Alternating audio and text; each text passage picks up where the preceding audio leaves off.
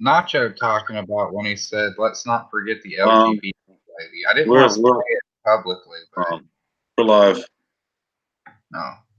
Sorry, hit the button. No, we can save Woo! that for later. Yeah, sorry. Yeah, sorry everybody. It's PS Military here, and I'm with Skinny Ninja, and well, I'm gonna be doing a chill build stream where we just talk about geek stuff like comics and whatnot. Anything goes. Anybody's in the chat, they can go ahead and ask questions or talk, and I'll get to you. How you doing today, Skinny? I'm doing good. How about you, man? I'm good. I went and got myself another model to build, but I'll show that after I build this one because it's going to be a harder one for another day. This one's just a regular 1/1/4 scale like this other one I built last week, which I'll go ahead and show that off real quick. There's the box.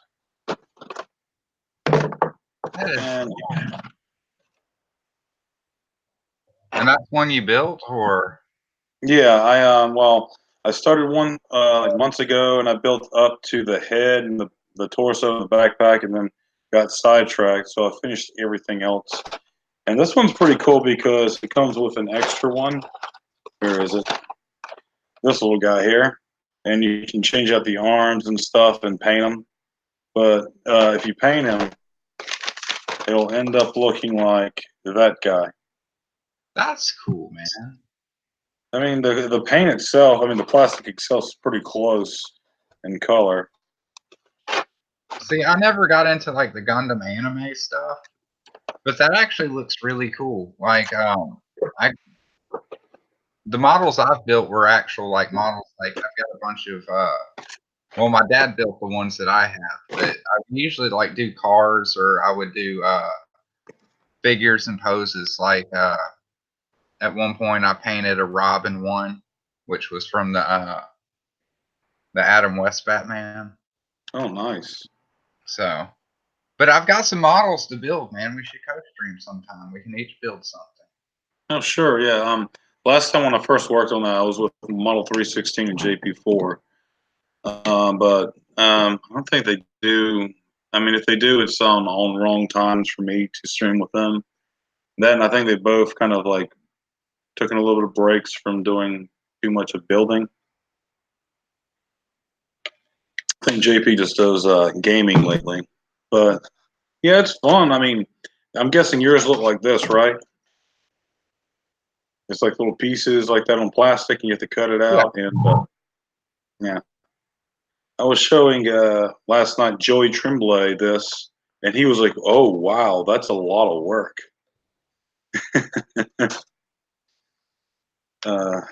It is, but it's kind of a zen thing to do, though. Yeah, so this is what the thing's going to look like finished. That looks pretty badass, man.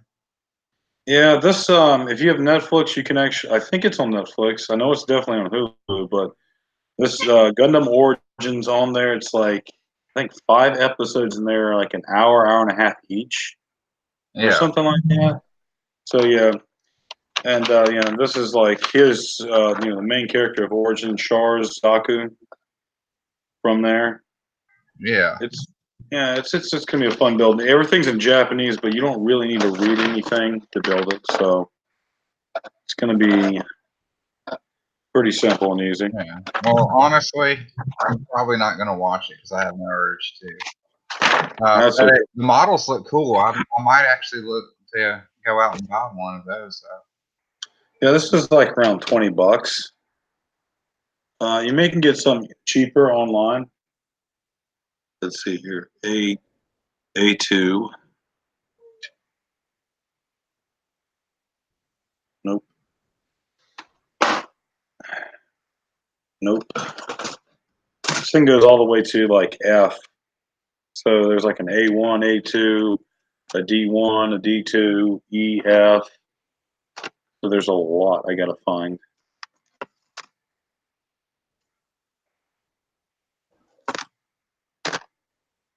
Nope. There we go.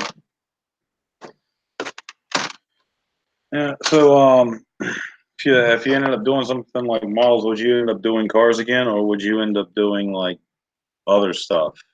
I kind of got over cars, man. I like doing, I don't know what you would call them, but like the figure ones where like it's Batman or something like that. I like those more, but these Gundam ones look pretty sweet, man. That looks like it'd be a lot of fun. Oh, there's a lot more. I was showing some of the guys last night on just Hangouts that there could be other kinds like, and they're more expensive too because see, this is 1/4 of the size. There's some that are 1/160th, or I mean 1/60th, and those are like the perfect grades or whatever, and those are hundreds of dollars. But they are huge, detailed, and you can actually like open them up. You can actually have a little guy inside the cockpit on some of them, which is really awesome. But yeah, it's very expensive. I just like getting like the $20, $30 ones because I'm just gonna put them back in the box. I don't have no room to hang them up and have them in the display case.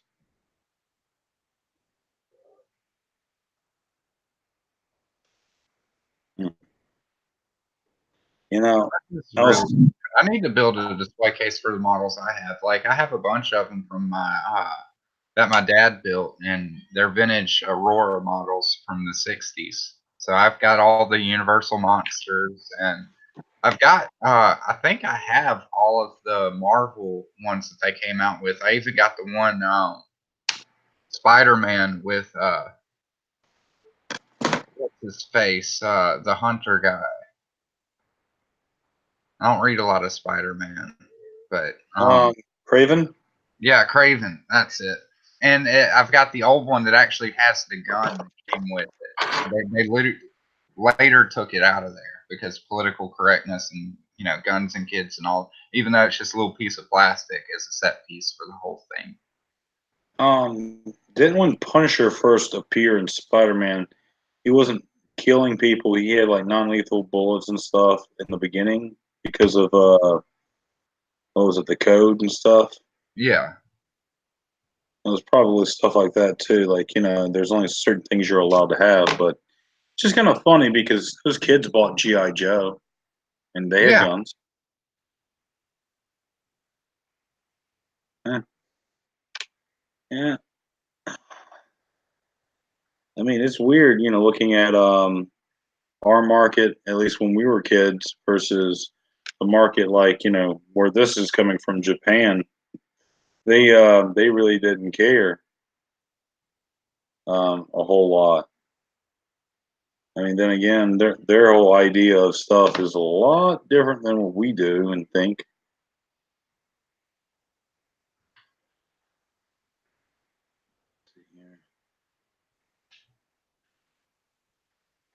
Okay, What? I'm just trying to look at the picture. Oh, It's sometimes it's kind of odd looking. Try to figure out what's going on with it.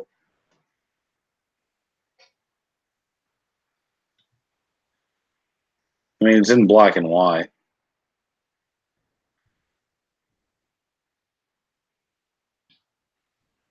All right, that's the first part. D.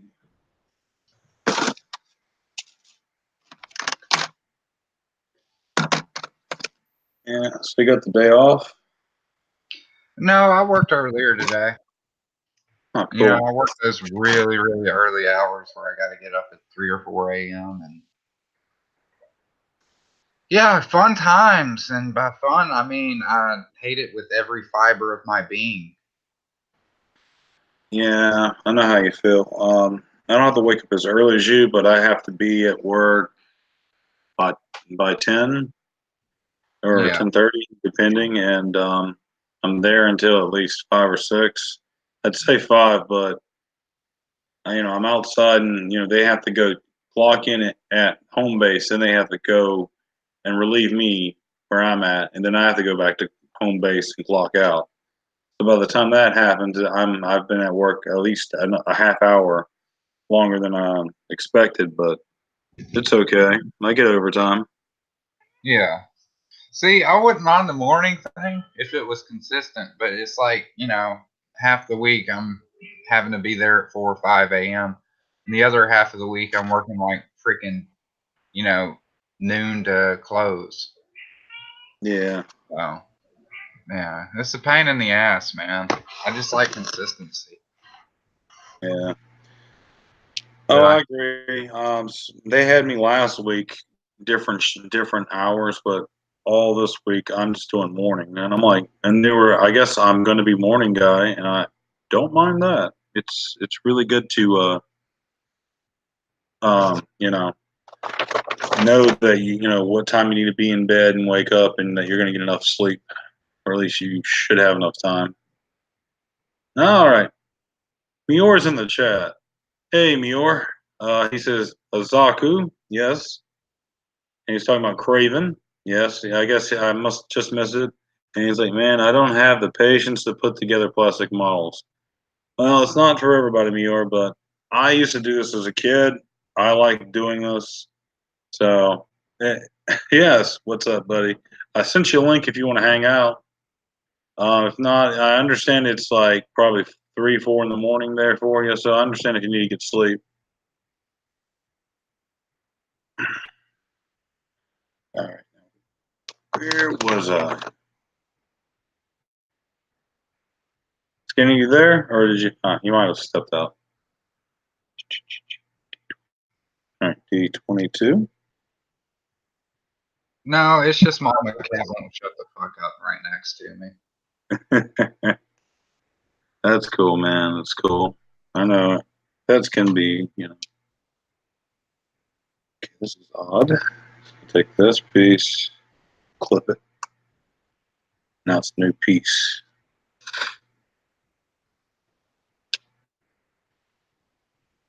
So you never watched any of the Gundam stuff before, or tried and just didn't like it?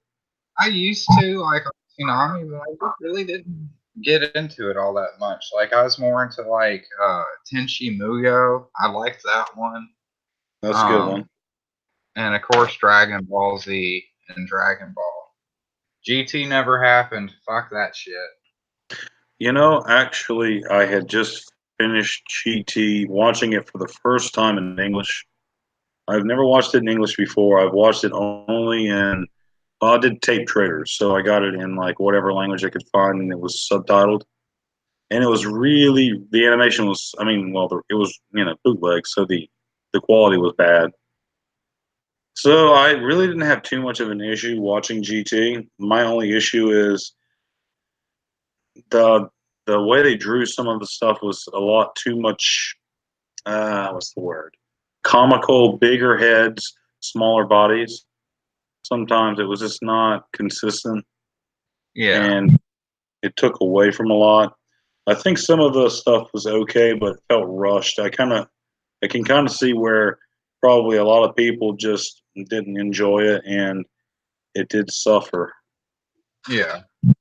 I don't know. After the Cell saga, it just kind of went to shit for me personally. I did enjoy the two movies that they did. I went to theaters to see them, which was the Oh first one, yeah, Battle of Gods, and then Resurrection F. I really actually enjoyed them. It was a blast seeing them on the big screen, but as far as keeping up with like Super and stuff like that, I'm like, I'm done with it, man. Like the whole no ceiling on the power level thing just kind of irked me after a while. Like I'm like, okay, so I don't know. I have a very controversial opinion on that, and the weebs don't like me for it.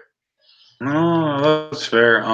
I'm watching it, but I only watch it when they put it in on Funimation, and I just watch it through there. And I watch it in small bursts. It's okay. The one thing I'll give them, the guys who's doing the English, is they really care about Easter eggs. So, for one of the things they did was there's this episode where Vegeta had to fight a copy of him that was made out of purple slime. The purple slime was voiced by uh, the guy who voiced Vegeta in the English one during the first run on Toonami when it was all a bunch of Canadian people. So it was the original Vegeta voice versus the guy who's been doing Vegeta for Funimation for I don't know how long. But it was pretty cool that they threw something like that. Yeah, And that what's was his really name? nice. Sabat or something like that? Yeah, Sabat? yeah, Christopher Sabat or whatever. He's the current one. I forget the other guy's name. Yeah, that's another thing. Like with Gearbox Studios, a lot of their games they have the Funimation guys actually coming in to do voice work for a lot of their games. Like not recommending you spend any more than like $2 on it, but the game, what the hell was it called? It was Battle something. Battletoads? Not Battletoads. Nobody likes Battletoads. I hate Battletoads. That was such a bullshit game. That game, that game was responsible. Like I wasted a whole, like I could only rent like one game a week because it wasn't exactly cheap back in the day. Back then, you can only rent a game for. I mean, back when it was only like Nintendo, Super Nintendo, like movie places didn't let you rent them for more than like a day or two. Yeah, and Battletoads, like I got it because like that was when I was getting into playing co-op games. That's always been my jam was co-op. I like couch co-op and online co-op. I don't like PvP, but I like co-op. I like playing with my buddies to do something. Yeah. So like that, I wasted an entire week that I could have spent on a good game. Like I could have rented. Well, I didn't even have to rent it. I ended up just playing Chip and Dale Rescue Rangers. Oh, I Like love that. that is one of my favorite games on the original Nintendo. Did you ever play Gilligan's Island on the original Nintendo? No, I played Goofy Island though. Does that count? I think that was Super Nintendo I don't think I played Goofy Island. though. Or is Maybe. it a Goof Troop game or some shit? But you were on an island.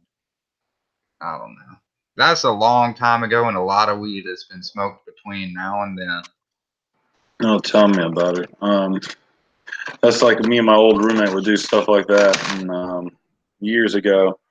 And we would just like he would play old stuff. Like once a year he had this whole thing about I have to beat N64, Legend of Zelda, both games for the N64, the Majora Mask and the other one, and he had to beat them. And I have never seen a grown man have so much rage playing that game. Oh, dude, I still rage over the Water Temple in Ocarina of Time. Like, fuck that shit. That was a terrible level design, first of all. God damn, I hate that Water Temple. I didn't like Majora's Mask, though. Mm. I don't know why. Just something about it. I think it was like kind of like the micromanagement of like going back and kind of getting these people getting everybody's schedules and all this other shit. And I don't know. It felt really tedious for me, and I just didn't dig it. I bugged out of that one. I don't blame you. I wasn't a big fan of that. What I usually like to do, what I used to like to do, was play over and over again. It was like Knights of the Old Republic. That was on the old Xbox. Yeah, I remember that one. That was BioWare. Back But before they messed up. Well, they got bought out, and that wasn't their fault. It was EA's fault. I will say, if you haven't ever played, I haven't played any of the other games since then, but I still think, what is it, Twilight Princess? That was still my favorite Zelda game I've ever played. I love that. That was the last one I ever played. That was on the Wii. I think that was the first Wii game. It was. I actually got it on GameCube though, because they still released it on GameCube. Oh, nice. Yeah, my brother had gotten, the Wii for his birthday when it came out. Wish Nintendo would stop being retarded with controllers, man. Like, what the fuck was up with the N64? I love the console and I love the games, but I still hate that damn controller. Yeah, I still play my N64 once in a while. What do I have? I have mostly wrestling games because the wrestling games were like the best on the N64. The best party game actually used to get like WCW, NWO, was it Revenge or something? Yeah, And I played the hell out of that one, man. I still play that one to this day on occasion. Like me and an old buddy would oftentimes, and I'm talking about like within the past, 2 or 3 years, but we just hang out and get stoned out of our minds and play that one. Revenge. That was crazy. It was it's fun. it's great because if you can get 4 people, you just go ahead and play the arcade where you're just throwing everybody out of the ring or whatever. It's a big battle royal.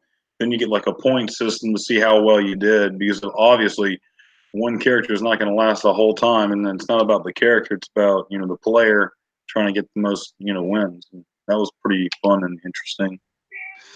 Yeah, and I played the one of the wrestling games like WW 2016 or whatever, and it was Yeah, terrible, man. I did not like it at all. yeah, they I like some things about it, but some of my beefs with it is um like recently, they finally did something good where you have a career mode, a season, a different kind of career mode, which is cool, but it's not as good as the stuff that was on the PlayStation beforehand. Like what you call it? What was it? SmackDown Shut Your Mouth and stuff. That one had like a 2 year story thing that actually was actually fun to play. But yeah, they just couldn't figure out how to make things more enjoyable for other people.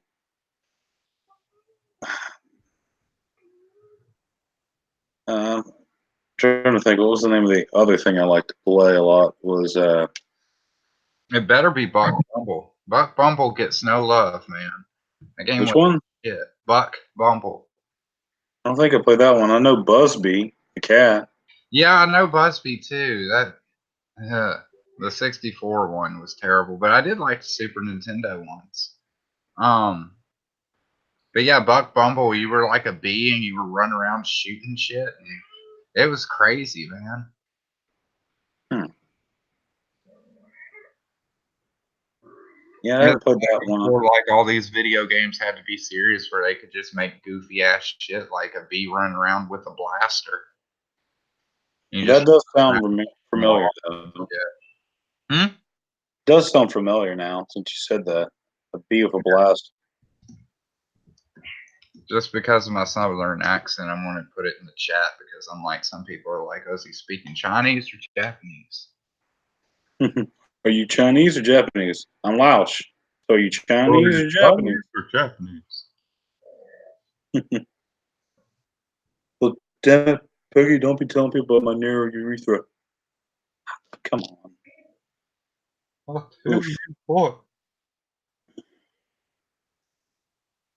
Yeah, God Yeah. bless Mike Judge. Have you tried to find any of his new show that's on was it Cinemax? Like find any way to find Tales Beyond the Tour Bus? Yeah, I've been wanting to watch it, but I never remember. It Look is it pretty up good. when I have the opportunity. Trying to figure going in there. I just got reminded of something. You Yeah. know that like Spider-Man promo from Marvel with like the spider web and the number 4 shape or whatever? Yeah. Is it just me, or is that just a blatant ripoff of the Resident Evil 4 promo that they use? I It's possible. I mean, it looks really. I need to look this up because this has actually been bothering me, but it didn't bother me enough to actually look it up. But I don't know, something about it. The moment I looked at it, my first thought was Resident Evil 4, and it shouldn't have been. Hmm. Uh, we're talking about the game, right? Not the movie. Resident Yeah, Evil 4. no, those Yeah. movies are terrible, man. They're terrible for terrible movies. Holy crap. Maybe I'm thinking of a mix between 4 and 5. I don't know. I may just be an idiot doing that, but that promo on it for Spider-Man was terrible. Like, You just got a number there? Like, what the hell is this? Which one was it? Spider-Man number 2? I don't know. We just had. I don't know what the promo was for. I don't read Spider-Man. Only buy the good books. Yeah. I did see that And new. Matt Hawkins is in the chat, and he says Mila Jovovich was the only good part of those movies. And I totally agree to an extent because she was not worth suffering through after 3. But if Oh, you hey, ever see Resident Evil, the first one on DVD, get it and listen to the commentary because Mila Jovovich and the other guy, he Mike played. Epps. No, it wasn't Mike Epps. He wasn't in that one. Shit. I know the Michelle Rodriguez, I think. She was in it too, but they were just ripping on the movie the whole time. And it's pretty much like Mystery Science Theater 3000. Like, I'm like, this is the commentary. They're just ripping on the movie and making fun of the other actors. This actually sounds fun to watch. I might have to It look at actually is. It's the only commentary I've ever enjoyed. And I tried to watch the commentary for UHF, the Weird Al movie, and it was so boring, man. Because like Weird Al's like looking at it, and he's like, "Oh yeah, I got this prop, and it's in this garage, and the address is yada yada yada yada." I'm like, "Really?" And he's like, "Yeah." And he goes on. He's like, "Yeah, I remember the address for this set, and I remember we had to go down this street and this street to get over there." And it's just complete uninteresting shit. And you're sitting there thinking, this is Weird Al. And he's boring me to tears. Oh, yeah. I had to rant about that for a minute. I felt so jipped on that commentary. Okay. Hey, Mior. Hey, what's up? Good, good. You're up, apparently. No, I haven't slept yet. Actually, it's like 3:30 a.m. Yeah. Were you on Danger Noodle Watch? No. Oh God, no. No, I wasn't. You haven't seen any more cobras since they tried to get into your house months back, have you? No, I haven't. And on the one hand, it's good that I haven't seen any, but on the other hand, it makes you feel like, like oh my God, what if they're around? And I just don't know it, See, that's how I feel about spiders. Like, as long as they're in plain sight, I leave them alone. And I don't care about them. But the moment, like, I don't see them in plain sight, I'm like, they're somewhere. I get bit by spiders all the time. I have to clean my room constantly, but it happens. I guess they get somewhere, and then I wake up and I've been bitten somewhere on my body. I can do, you know the difference between a spider bite and a zit. It looks like a zit, but it ain't a zit. It hurts way too much to touch.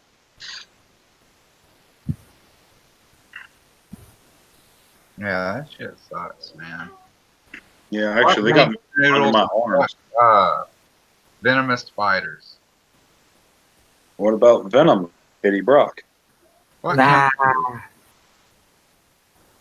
Unless Donnie Cates is writing them, or Donnie Cates has a Venom suit on. Or Donnie Cates. Yeah, we love Donnie Cates here. Dude, he's awesome. When are they going to do the hardback release of, the Venom stuff he's written? Because I'll end up getting the hardback. I've been picking up the floppies, and I love it, man. He's doing an excellent job. He stumbled a few times. There's a couple of things he's written that I didn't like. But nobody's perfect, unless you're Tom Petty. Rest in peace, Heartbreaker. Yeah, I know. I was so sad about that, too, because he was actually supposed to be coming close to where I'm at for a concert. And I was stoked to see him, and then he passed. I'm like, damn it. And that's the thing that sucks about liking good music is all the artists are dying or already dead. Yeah, that happened to me. I was going to see Damage Plan play live, and that was almost 15 years ago. And, and then the whole thing happened, and he was Dime was murdered on stage in Ohio. so I didn't get to go to that show. Got refunded. But yeah, it was. It's just like you never know when your time's gonna come. There's nice people out there. There's some crazy people out there. You gotta be careful. Oh yeah, most definitely. It's life, dude. hmm Sometimes you just gotta take life by the balls. But I tell you, And Tom Petty is one of the few people, man. Like any song of his, there's plenty of artists where I'm like, I really don't like this song, but anything that he comes on with him on it, I never skip it, dude. I'm not a big Tom Petty fan, but if I'm listening to the radio and it's Tom Petty, I'll listen to it because it's Tom Petty. Yeah, he did the voice for Lucky on King of the Hill too. hmm Oh, He's done a lot. He did a lot of stuff too. I think he's done a few acting stuff. I can't remember the movies I've seen him in. Yeah, and any interview I've seen of him too, he's a really just cool, chill out dude. He's funny as hell. Yeah, he's like I can't think of the guy's name real quick, but Eastbound and Down guy. The guy who sung that song, he was in Oh, Waterboy. What's his yeah. name? Shit. Now that you got me, now I'm on the spot. I can't think of it. But yeah, he did. Shit. Now I can't think of the other songs. I'm being an idiot right now. Yeah. It sucks when you're Southern and then And you're hot. You're hot. He did. What was it? Amos Moses, Jerry Reed. Jared, yes. I'm totally not looking it up on the computer. I'm just working very diligently to fish it out of my brain. Well, obviously, I'm not looking it up. I got my hands full.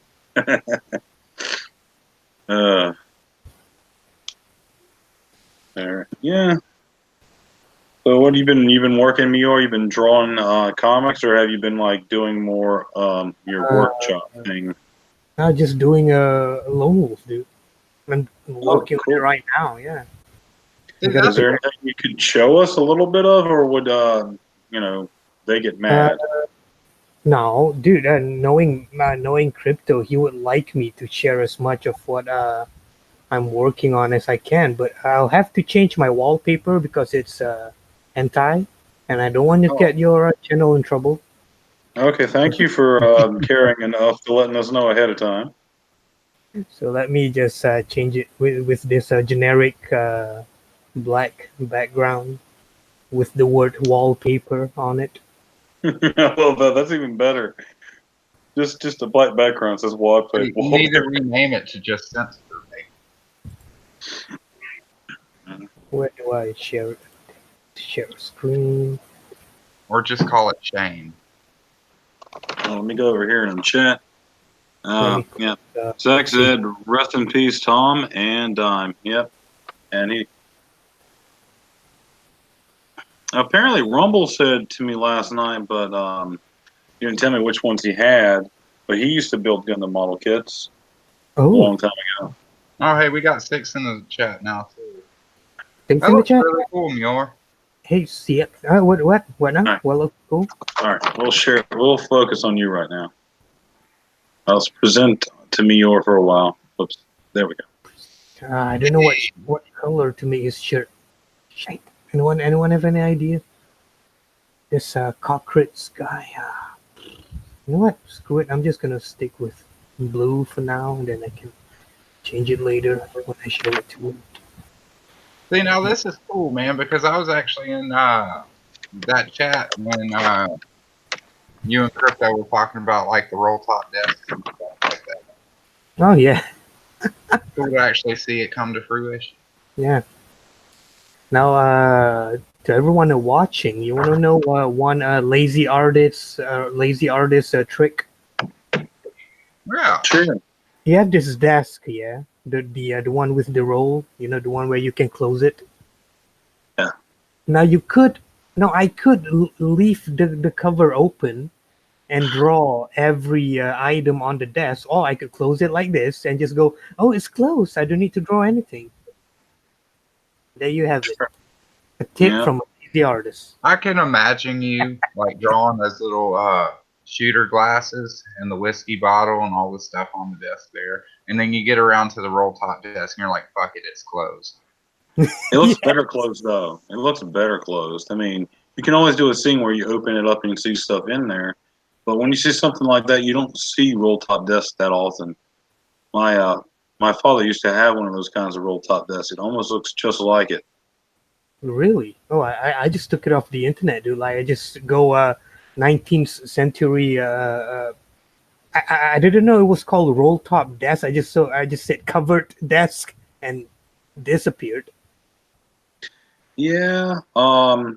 See, back then, I mean, well, see, I'm from the South, so old stuff that would be hard to find in like very, I guess, liberal states or, you know, highly populated states at the very least. Mm-hmm. It'll be harder for them to get stuff like that, and it'll be much more expensive. Now, Oh. as for me, where I live, a lot of people still have those things that are passed down generation. Plus, you could also go into like you know, certain kind of like little shops, cosign shops, or just anywhere in the South, and you could, or at least the last 10, 15, maybe 20 years ago, it wouldn't have been that hard to find stuff like that, and it wouldn't have been that big of a pay. I mean, you know, it wouldn't cut like a lot out of your wallet for it. Yeah.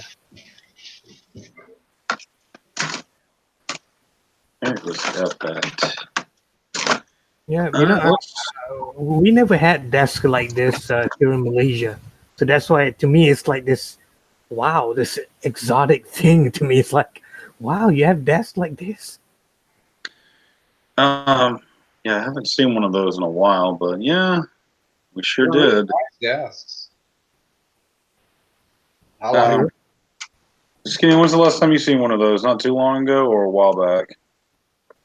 No, there's one at the thrift store that I go to about a month back. Is it expensive or is it not too bad? Yeah, The price? well, thrift stores always overcharge on what they think are antique furniture, even though it's in just complete disarray. And it's just a piece of shit. They overcharge on it, so I never buy it from them. Well, that's the new thing now. Hipsters like to, you know, buy old beat up furniture, you know, play some Beatles, and then just go to a bar and vape. You know, I can understand buying old furniture, you know, or buying new furniture and making it look old, but I could never understand buying a good pair of jeans and then beating it and I don't know, like dunking it in bleach or something. They don't To make even do that anymore.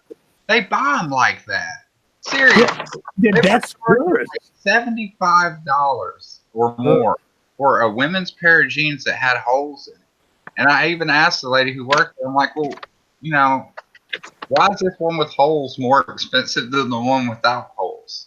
Yeah. And she said they used a special drill. And my first thought was like, no, they didn't, because the drill, the fabric, the threads would get caught up in the drill and just fuck up all the pants. Like, first of all, you don't know what you're talking about, apparently. Second of all, that's dumb as hell. It is, you know, it's like, and you pay a lot of money for it. I never understood it. I mean, I have money for stupid shit, dude. It's like, dude, I have one pair of jeans that I actually got from my dad, and that one is like the fade and the tear.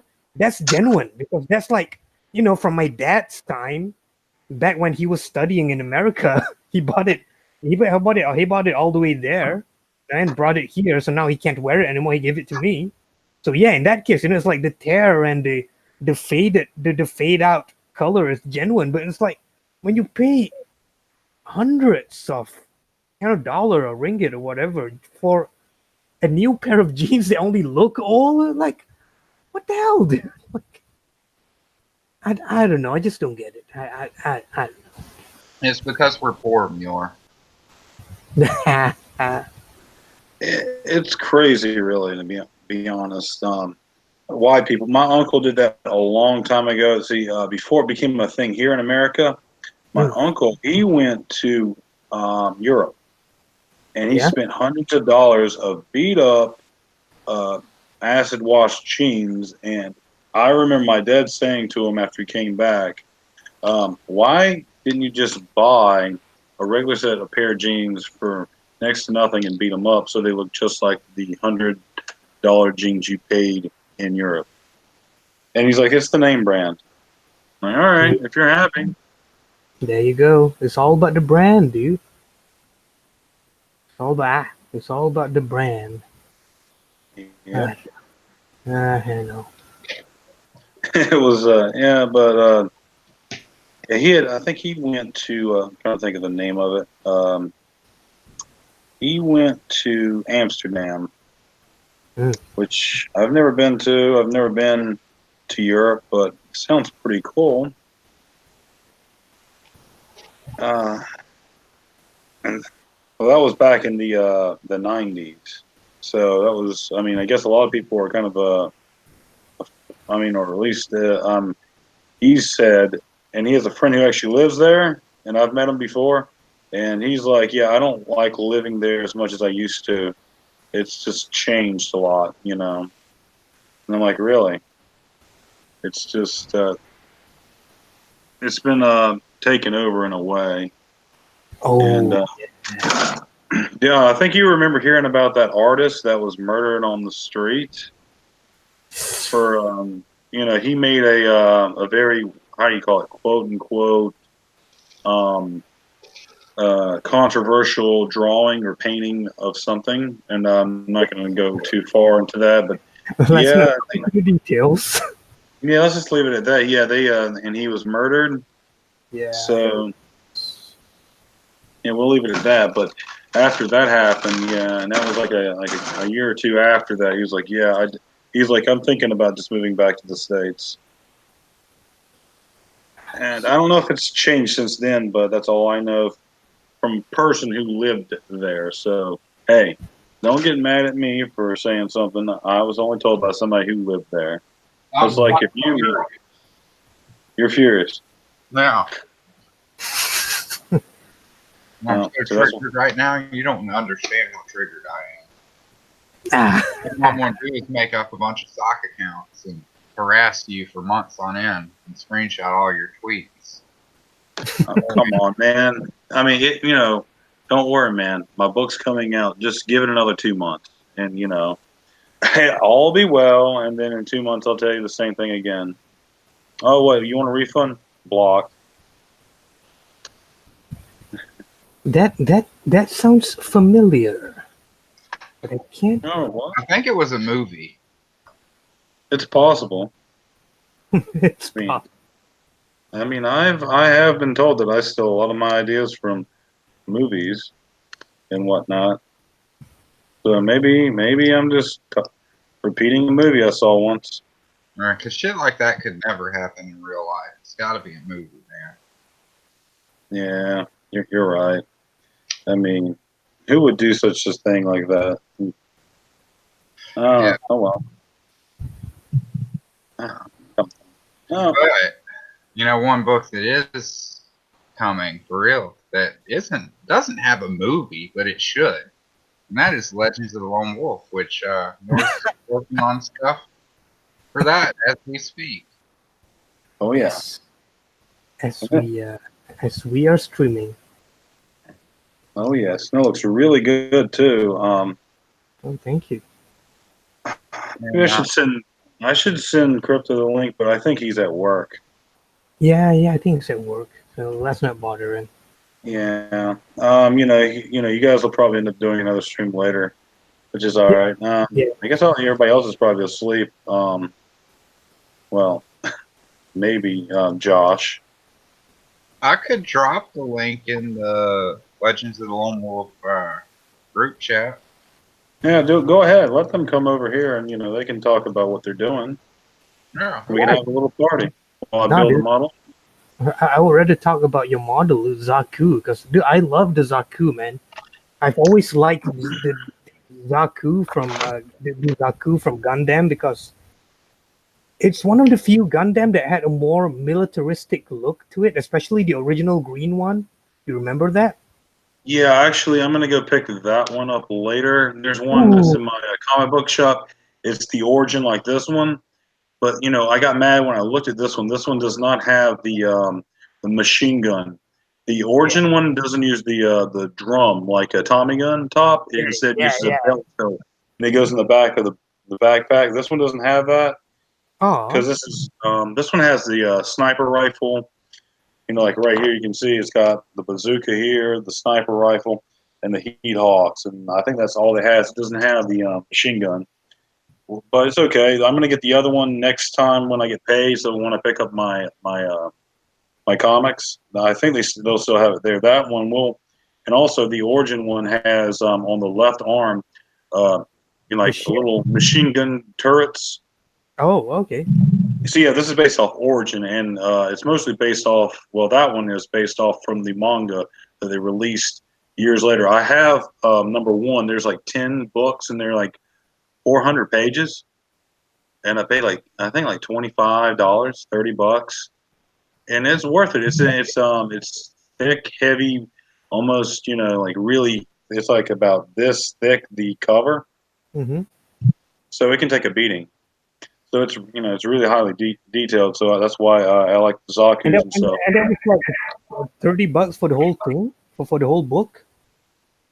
Yeah, for that was the book one. Book one follows the beginning of like from the anime, the original Gundam, Yeah, yeah. all the way up to I think the fight with Ramba Raw, or maybe something like they're on Earth right now. I have to relook at it.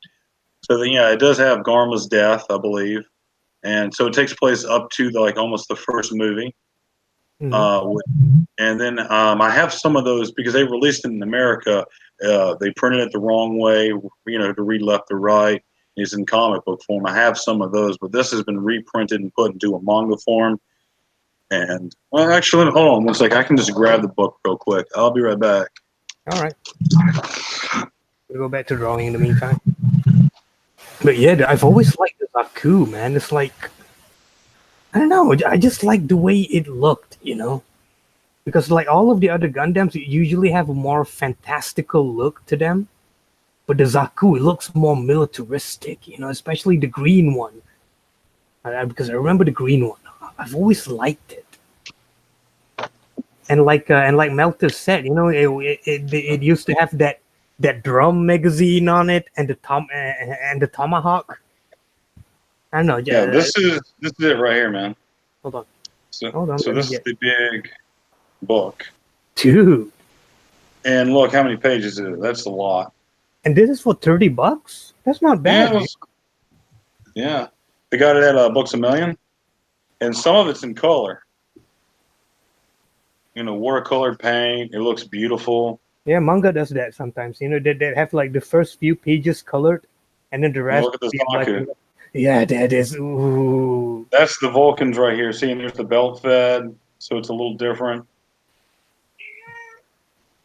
Wait, is that the Zaku 1 or Zaku 2? This is a Zaku too. Zaku 2, okay. So like yeah. So this says all the way up to about 400 pages. It says 375 is the last chapter. Like okay. So at the end of it, it's actually you get to go to Garma. So this doesn't have Garma's death on it, but it's for 440 pages. This is 440 pages right here. It goes to be continued. It has a bunch of other pages here and stuff. And yeah, some of them just drawn really well. Obviously, it's not on newsprint either. This isn't newsprint like most manga, so this is even better. You can see why they're charging you so much because most manga's on newsprint. Mm-hmm. And yeah, I'm actually really interested in just buying more model kits off of Origin because Origin like redid how all the styles are. Like the Gundam doesn't have two beam sabers; it actually has a like the gun cannon, like a shoulder cannon, and Mm-hmm. then it has. It doesn't show it right here because it's wrong, but it'll have one cannon here, and this is like chest Vulcan. So it shoots out like bullets from here as well. And yeah, it's very interesting stuff. It's a really good book. Good read. I think there's 9 more books. I got to find them because Books a Minute hasn't brought any more in, just number 1 for some reason. So I'm looking for number 2, 3, 4, and 5, and I'll buy them eventually. I mean, I've watched the series, but I want to own all of them because when they first did the run in America, I forgot who had the license, but it didn't catch on good enough, and they canceled it about the time, I'd say, Black TriStars maybe. So they only went so far. They didn't even go all the way through Jabberwow yet when they canceled it in America. But I mean, the designs are different for most of it, and some of the stuff in the story of Gundam Origin, get it and read it because some characters die differently and stuff. Really? And yes, they actually went back to how the story should go and end after Jabberwow, I believe, or once they go back into space. But still, it's pretty cool to know that they change things. They change something and make it worth the purchase besides cool new design features. Let me go check the chat real quick and see who's saying anything. Let's see. Oh, hey Bean, Bean's here. So hey Bean. Yeah, Bean's here. Lorenzo's here. So hey Bean, hey Lorenzo. Lorenzo's in the chat. Hey Lorenzo. Yep. So how many pages have you completed so far for Lone Wolf? Well, you have a lot. You have what, 33 pages to complete? Hold on, let me double check. It's 38 pages, and I've completed 8. I've only completed 8. I've still got 30 pages to go. Shit. Now, when you say 30 to go, what does that entail? Do you mean you have to letter 30 more pages or color 30 more pages, or? It means I have to draw 30 pages, dude. Oh shit! I didn't know. Right. I'm doing everything, dude, from penciling, inking to coloring. Even though I did told Crypto I suck at coloring. I mean, look at this color, dude. There's the reason why I do things in grayscale. Your coloring looks fine to me, man. I've seen a lot worse. At least you got your shadows right. Yeah, that's good, man.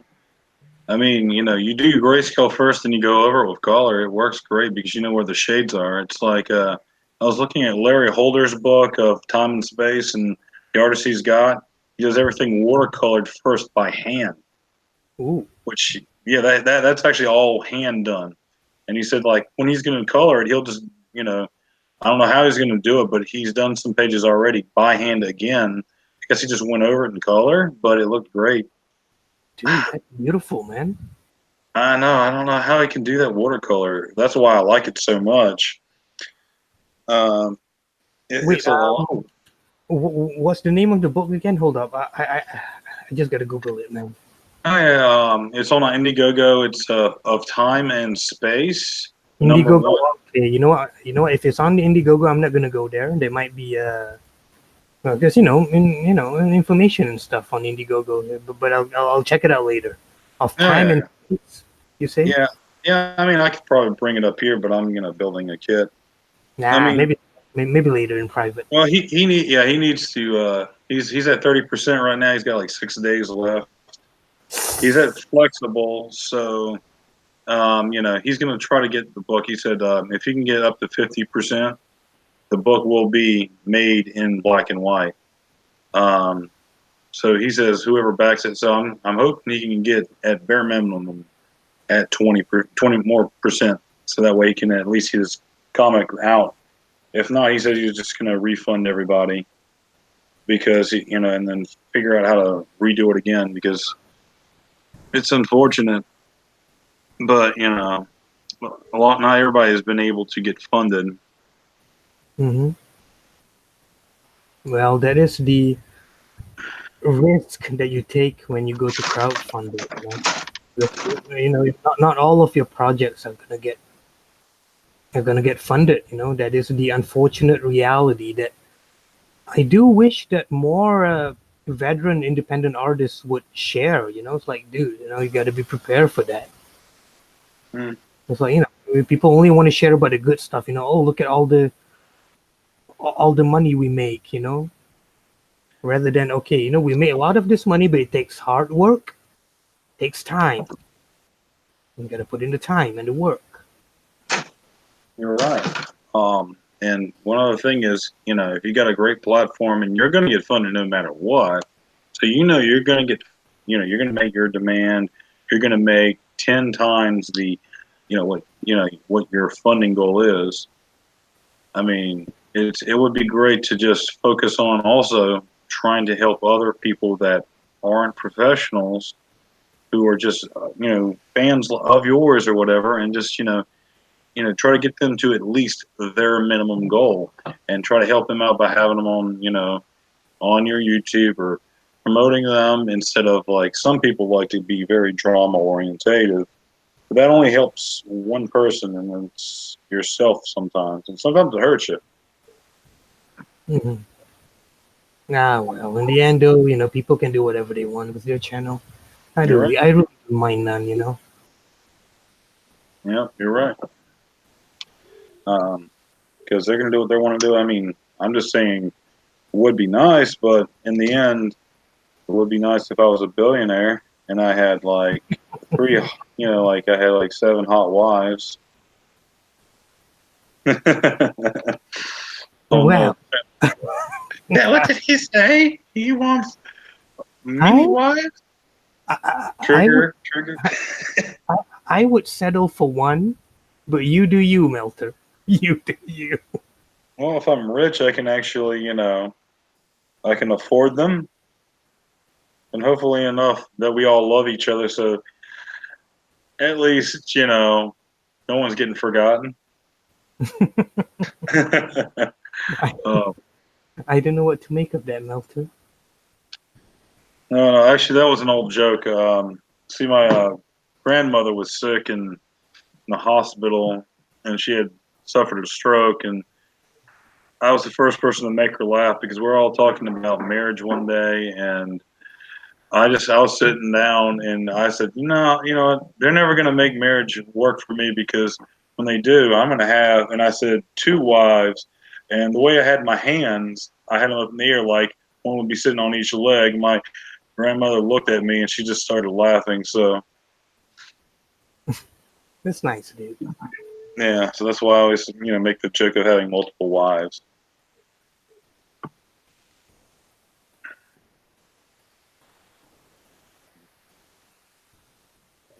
Yep. So the 8 pages you have finished, are those all lettered and colored? Not lettered yet, because I think I'm gonna do that like at the very end. Well, after I've done everything, I'm gonna like go through everything again. Although I do plan on maybe using what do you call it? Screen tones. Yeah. Maybe like they do in manga, but for now I'm just gonna do it this way. That's one of the reasons why I want to get it done quick. So that I have time. If needed, to go back and kind of like, okay, let's see, if maybe I can fix this, maybe I can try a different style, maybe I can use maybe like no color at all, but just like go full on manga and just go with a screen tone, because I used to have like screen tones on my Photoshop, but what happens is that I reformat my machine, and all of and my dumbass forgot to move those files to my external hard drive, so all of those are gone. All of those textures are gone, so I might have to kind of like find it, redo everything, all of the screen tone and stuff. But we'll see, how things go. Yeah. Kind of reminds me of like I think it was like last week's. You read a lot of what's his name, Rando's comic, a little bit. Rando. Yeah, sometimes. Yeah. Okay. Did you see the? Yeah, I think it was like a week or 2 ago. He was doing the thing about his computer was tore up and he couldn't figure it out. He took it apart, and then like in the last panel, you see behind him, it's the cat had unplugged the cord. That's why his computer wasn't working. And the cat's playing with the cord. When you said that, that's what I started thinking about. I was like, the cat mess you up? No, it wasn't the cat. Definitely wasn't the cat. It was my machine. I'm quite certain of it. Oh, that's good. No, I had a problem with my hard drive, and that was what had to be replaced. You know, the needle, and I don't know what you guys call it in English, but in Malay we call it the needle. The thing that's supposed to read the disk at the drive. Yeah, it's old and it got bent for some shit. So I had to replace the whole damn thing. And that was when like I said, my stupid ass forgot to move all of my important files, and it is gone. Such a tragedy, but hey, you know that's what happens when you're careless. No, it doesn't. No. I'm sorry, you're right. To catch you off guard. Oh man. Oh, all right, get that done. I got the head almost finished. Gave me a second alternative, so if I didn't want to have the antenna, so I can actually have a bald cap. Wait, hold on. You said the head is finished. I want to see. Hold on, let me see. Just putting on the antenna. I don't care what people say. I love the one eye, dude. Something about the way the eye moves side to side. I've always loved that in all of the Zion units. Mm-hmm. Oh, if I put it on the head, let's see here. It has a little switch thing. And for you to move the eye? Yeah. Oh, it's right here. It's Yeah, there it is. Yeah. So if I take this and just have over here. Aren't they supposed to give like, yeah, there it is. Something for you to twist to twist the eye with. Yeah, there you go. Dude, I fucking love that. I don't know why. I've always loved that, I think I remember this one. It's a scary thing, actually. It's kind of like a horror. Yeah.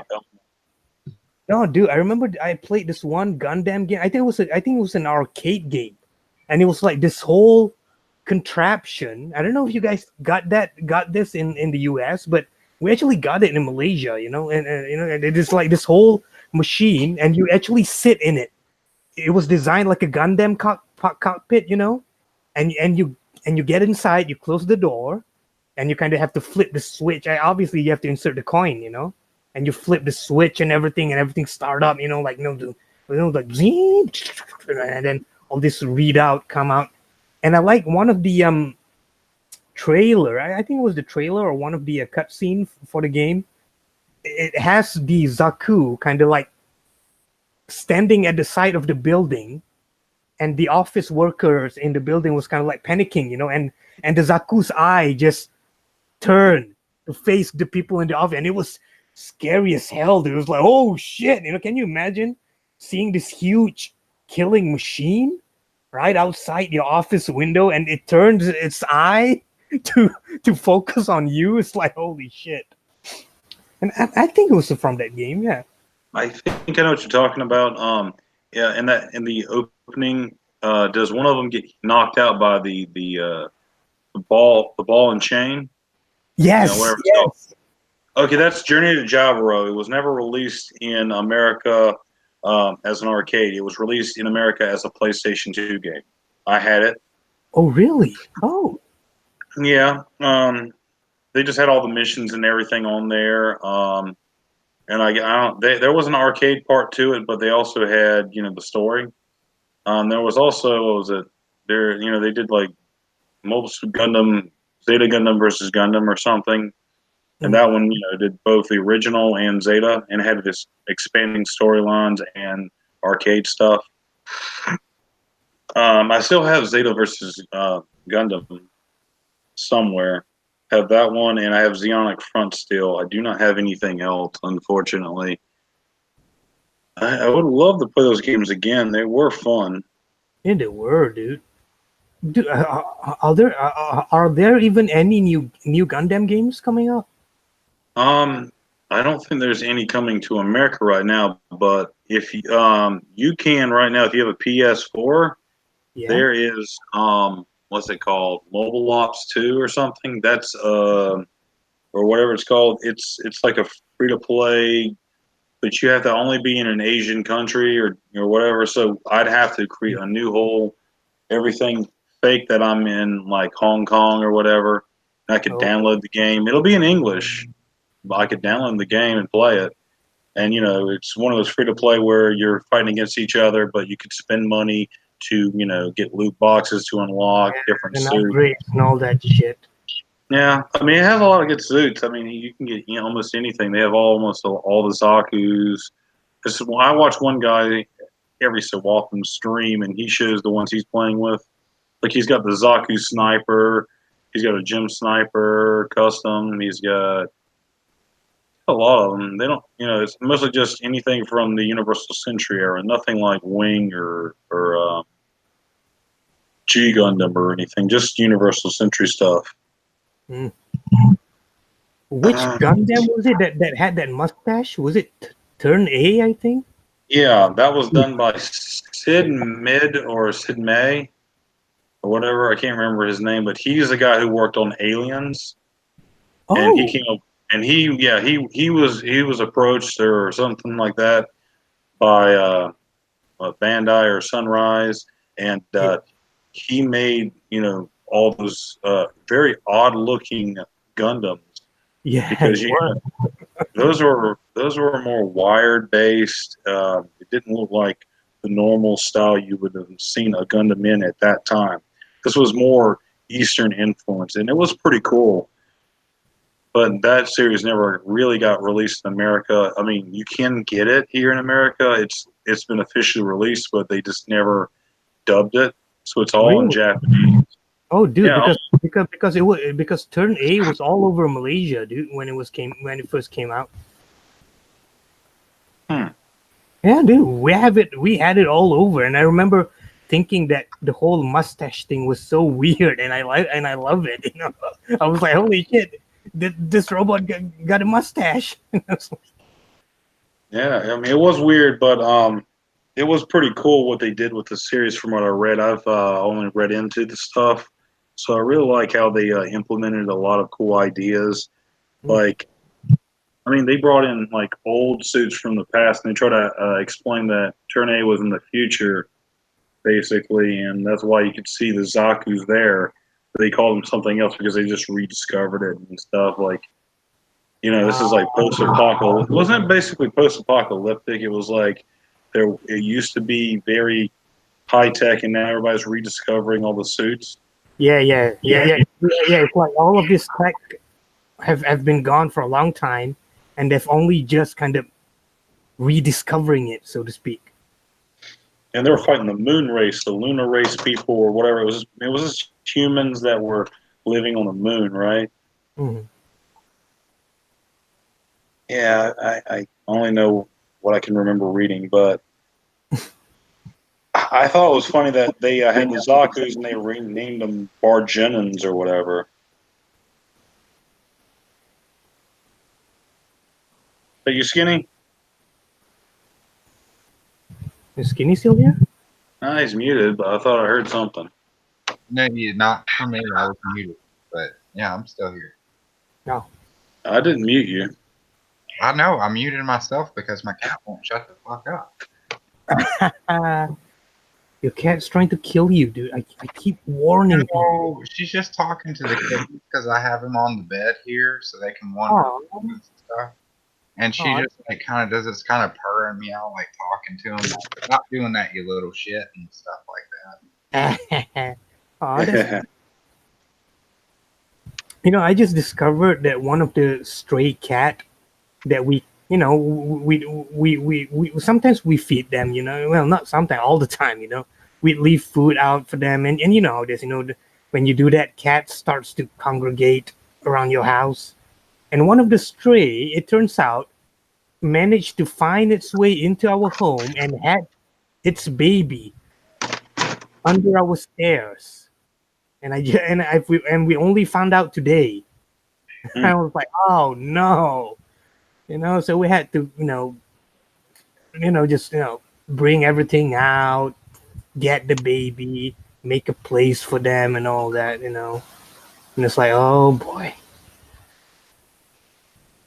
Yeah, we found out at dinner. I think like I don't know, a few hours ago.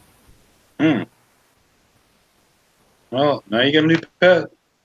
I don't know, dude. I know it was my kid sister and everything. And that's where my focus is on right now. I feel you. But speaking of music, I mean, you were talking about music, just now, I think I told you guys that story about how my kid sister, and she's like 11, and she got mad at me this one time while I was driving her to school because I was singing along to the radio, and she was like, of course, saying it in Malay, in our language, of course, but she was telling me to please stop singing this old people song, and I was like, oh, and I was like, and it was like this hit to my soul, realizing that the shit I listen to is now considered old people's song by the kids. And did you know what I was listening to? What I was singing along to? What? NSYNC. Fucking NSYNC. NSYNC is fucking old people's song now. I'm like, holy shit. And I'm like, oh, it's like this huge realization that mortality comes for us all. So yeah, that gave me a little bit of a crisis for a few hours. Thanks, NSYNC.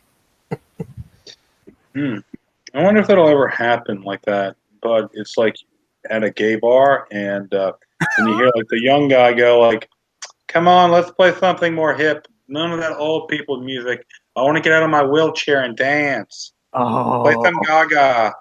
Oh, I cannot wait until the point comes where I'm in a retirement home with a bunch of OGs, and they're in the corner listening to fucking Nirvana. Biggie or Tupac or some shit like that. Oh, See the thugs in a nursing home. Like that's gonna happen in my lifetime, and it is going to happen. it's gonna be so hilarious, man. They're gonna.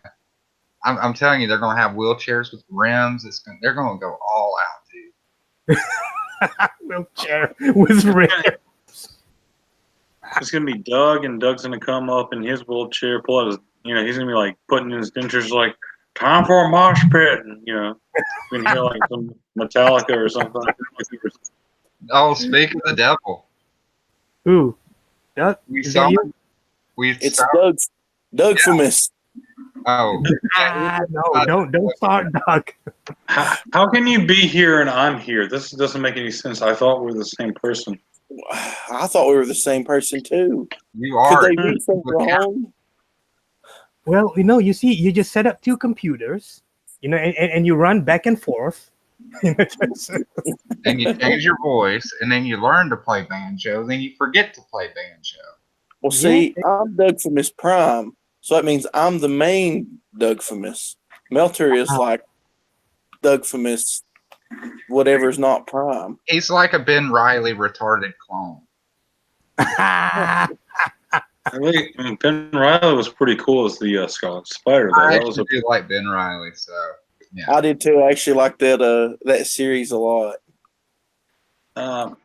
They took something really stupid and made a halfway cool character out of it. Then they got rid of him, though. Didn't he like die? Yeah, I think so. They killed him off. They didn't kill him off. It didn't. They didn't take too long to kill him off either. Like a year. Well, they brought him back when they did the Damnation thing where Doctor Strange brought Vegas back, which I actually highly recommend that little event. I really enjoyed it. It's actually Donnie Cates was on it, so You know, that's one thing as I liked was like the look of the Scarlet Spider was, you know, it was a little different, mostly red, but it just like popped out. Well, you know, I didn't hate him when he was actually Spider-Man. Oh, but Remember that was when a cool looking suit too. He had those big bracelets on. And I don't know, it's just kind of weird because they took such a huge chance with Spider-Man like that. Mm. Yep. Like, what was the story behind Ben Riley anyway? Like, was he always supposed to be a clone or something, or was that something they pull out of their ass when they Well, realized see, want it Peter came Parker from back? it came from some old Spider-Man comics, like back in the day when the Jackal had cloned Gwen Stacy and brought her back. He cloned Oh, Spider-Man as well, and Spider-Man fought the clone, and then he oh, dumped the body, and but that Spider-Man clone didn't die. And then the Jackal came back because he had cloned himself and all this crazy stuff. And at one point there was like there was like 4 Spider-Man clones, I think. what the It was hell? insane. It was crazy. But then again, they did it with Superman. You know, with after his death. Remember that? Yeah, you know what? I don't care what anybody says. I love the death and return of Superman. I thought that whole run was really good. I just don't like it because of the impact it had. Where death really doesn't have any gravity in comics. Well, yeah, but you got to think about it, man. That it seems that way now, but at the time, Superman was gone for almost a year, I think. I know, and that's what I mean. I'm not saying that the story was bad. I enjoyed it too. It's just the impact that it had that after they did bring him back, you know, ever since then they've been getting really lazy by doing that constantly. Yeah. Like every time a character dies now, you're like, oh, they'll be back. Yeah, like when they did Captain America. Captain America wasn't even dead a month, and there's like already scheming to bring him back. Why haven't Dude. they brought back Professor Xavier though? He's been dead for a while. Because they don't give a shit about it. Balls. Dude, wasn't there that robot chicken sketch where they were where you know, Batman, the entire Justice League was attending someone's funeral, and then Batman just went up and like, you know what, I'm done with this. This is bullshit. Everyone was like, Bruce, be respectful. No, we do this almost every week. Someone dies every week, he comes back. What's the point? It's like, Yeah, it's pretty funny. I love Robot Chicken though. But see, that's when DC lost me, though. Do you guys remember the Batman RIP thing, the event? no. It was Grant Morrison, and you had to be reading every Bat title to know what was going on. okay. Oh. It was awful. That's when I quit. I was like, I'm done. That takes a lot of teamwork to or effort to, you know, to make so many books and make sure they all make sense and there's no errors. And if it succeeds, that's great. But at the same time, you know, that's a lot of books for people to buy. Yeah, I mean, used to they would have meetings and plan out, you know, what was going to be happening for like the next year and a half. Well, Now it seems like they're just really lazy, and they're like, somebody make this book and make things happen. yeah. Well, I can tell you, Doug, that you know, if you want to get a little bit more depressed and suicidal, I can send you the entire Bat wedding event. No, I'd rather I'll not send read you it. some rope too. You know, honestly, since the Batawang attack, I've had no interest in reading Batman at all. Batman's terrible, dude.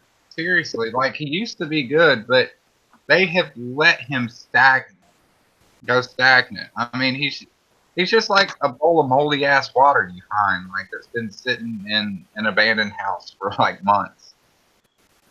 I don't know. I just can't stand it, man. Like it got to the point where Batman is a parody of himself. I mean, every time I see him, he's always being emo and shit, and I keep hearing the in my head. I mean, The only time Batman used to Batman be was- at least somewhat some friendly. I mean, he was grim, yeah, but Well, he's how many more stories do we need about Batman where the moral of the story is he needs to trust his family and start telling them what the fuck is going on? Yeah. Like, That's- how many of those have happened? No. To me, that's the biggest mistake they've ever done was this Bat family crap. Mm. I'm tired of the Bat family. I think when Jason Todd died, they should have never had another Robin. Yeah. But don't we like Tim Drake? Drake a lot. But, I mean, the Bat family could have been good if it was actually a Bat family and not a bunch of people who talk about how shitty Batman is behind his back. Yeah. And because I do like Damian Wayne. I think he's an excellent character. He's a little smart ass and everything, but I don't know. He grew on me, man. And Tim Drake is awesome, and I like all those guys, but I can't stand Batman. Yeah. It's so broody now. It's just, that's why I had hope for the wedding, because I was thinking, I was like, okay, they can marry him off to Catwoman, and they'll have this dynamic where, he's actually happy, and he's no longer like fighting crime for vengeance, but he's doing it to protect what he has now. Yeah. Like wasn't there that line? Oh shit, I fucked up here. Sorry, wasn't there that line in the Val Kilmer Batman movie where he said something like, I'm Batman not because I have to be, but because I want to be. Meaning that it's no longer about his vengeance. It's about he realized he can legit help people by being Batman. So it's no longer about, but my parents are dead. No, it's about, no, I want to help people. This is how I can do it. Yeah, But- and it wasn't about his pain and him being emo anymore. Yeah. But how cool would it have been to have like a Batman book where he's married to Catwoman and he's always getting like pissed off at Catwoman because she keeps trying to steal shit or something like that. You could add a little bit of comedy to it and not necessarily turn it into just a goofy book, but it would be more grounded, it'd be more relatable.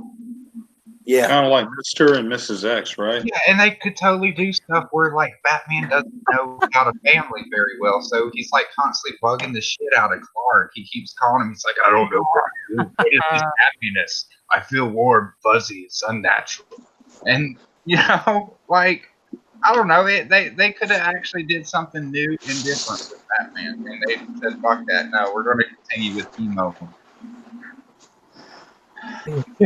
Sorry, I'm very heated about that because I used to really like Batman. Oh, dude, Batman was my favorite back in the day. That's all I ever talked about.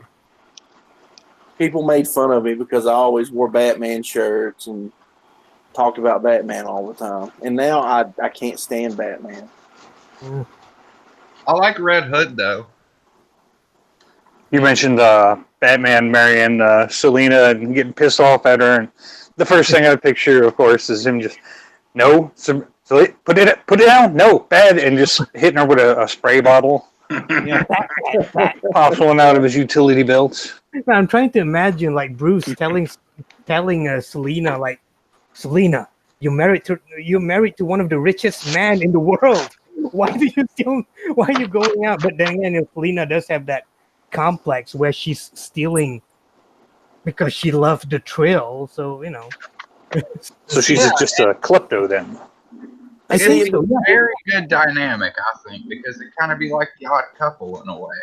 Well, I mean, you think about it. Even if she just stopped stealing to steal things and just used her abilities for good, think about the kind of crap that they could pull off. Like, say, maybe she goes with the Justice League and they face off against Darkseid and crap, and like they think the whole world is lost and they've lost, but Selena just happens to have stole whatever, Yeah. It would work. It would be great. Or she could steal Two-Face's coin and just he'd just go into a fit. Yeah. Can't decide how to do anything else. Characters need to grow, especially characters that are that old. And the fact that they were that close to making Batman grow and they completely like failed is just ridiculous. It is, because he either needs to grow or die. Yeah. At that point. That's what's wrong with most characters now. They don't need to turn into something they're not. They need to legitimately grow. But didn't they kill Batman off? Then they rebooted everything into the new 52.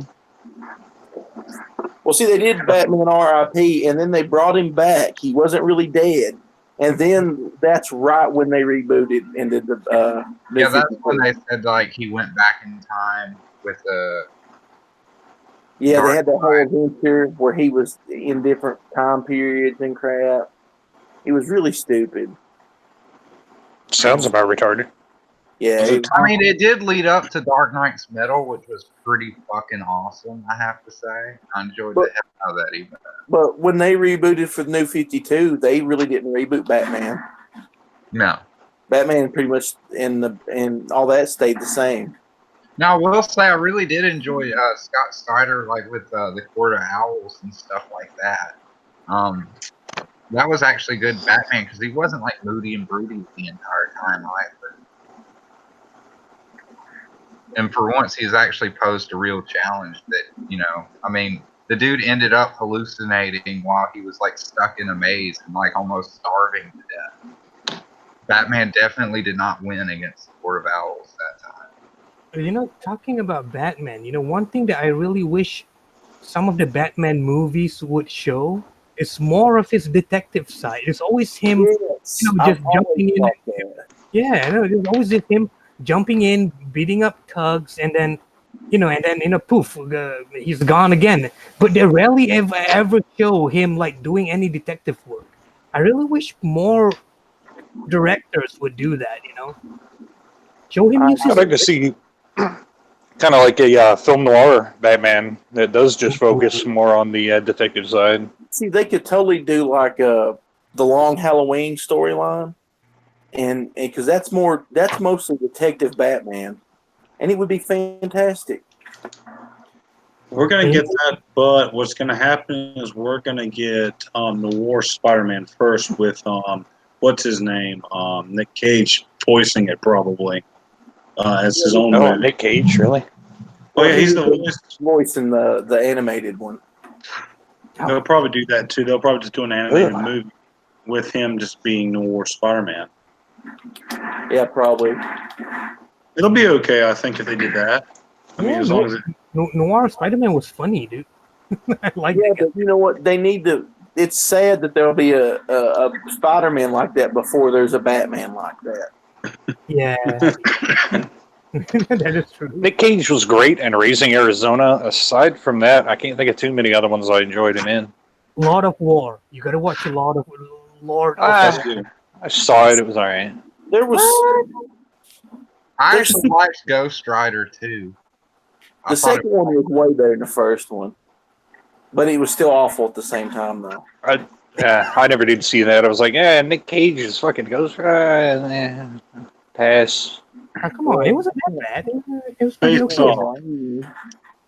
Face Off was entertaining, but wasn't it in Ghost Rider where they like CG'd in him some biceps, but they covered up an actual Ghost Rider tattoo he had? What? Wait, what? Really? For real? Like that? Yeah, they CG'd out like a tattoo that was like a flaming skull, or maybe it was an actual Ghost Rider tattoo. It was really dumb. If he really had a Ghost Rider tattoo beforehand, that's actually awesome that he ended up doing it. Ghost Rider fan. That's awesome, though. I mean, I thought the first movie wasn't bad. I really didn't care about the second one, but I mean, at least he wanted to be, Johnny Flame.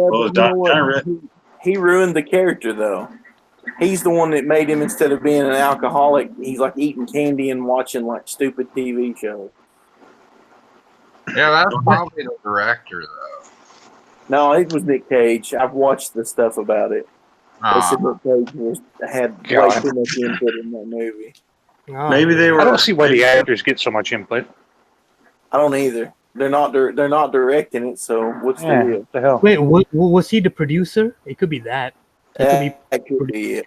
Yeah. I'm sure he had something to do with it because, he was a big Ghost Rider fan. Yeah. I mean, maybe it had something to do with, this was, I think, before or around the same time of Iron Man, like, we already have an alcoholic superhero. Yeah, but they didn't actually make him an alcoholic in the movie, though.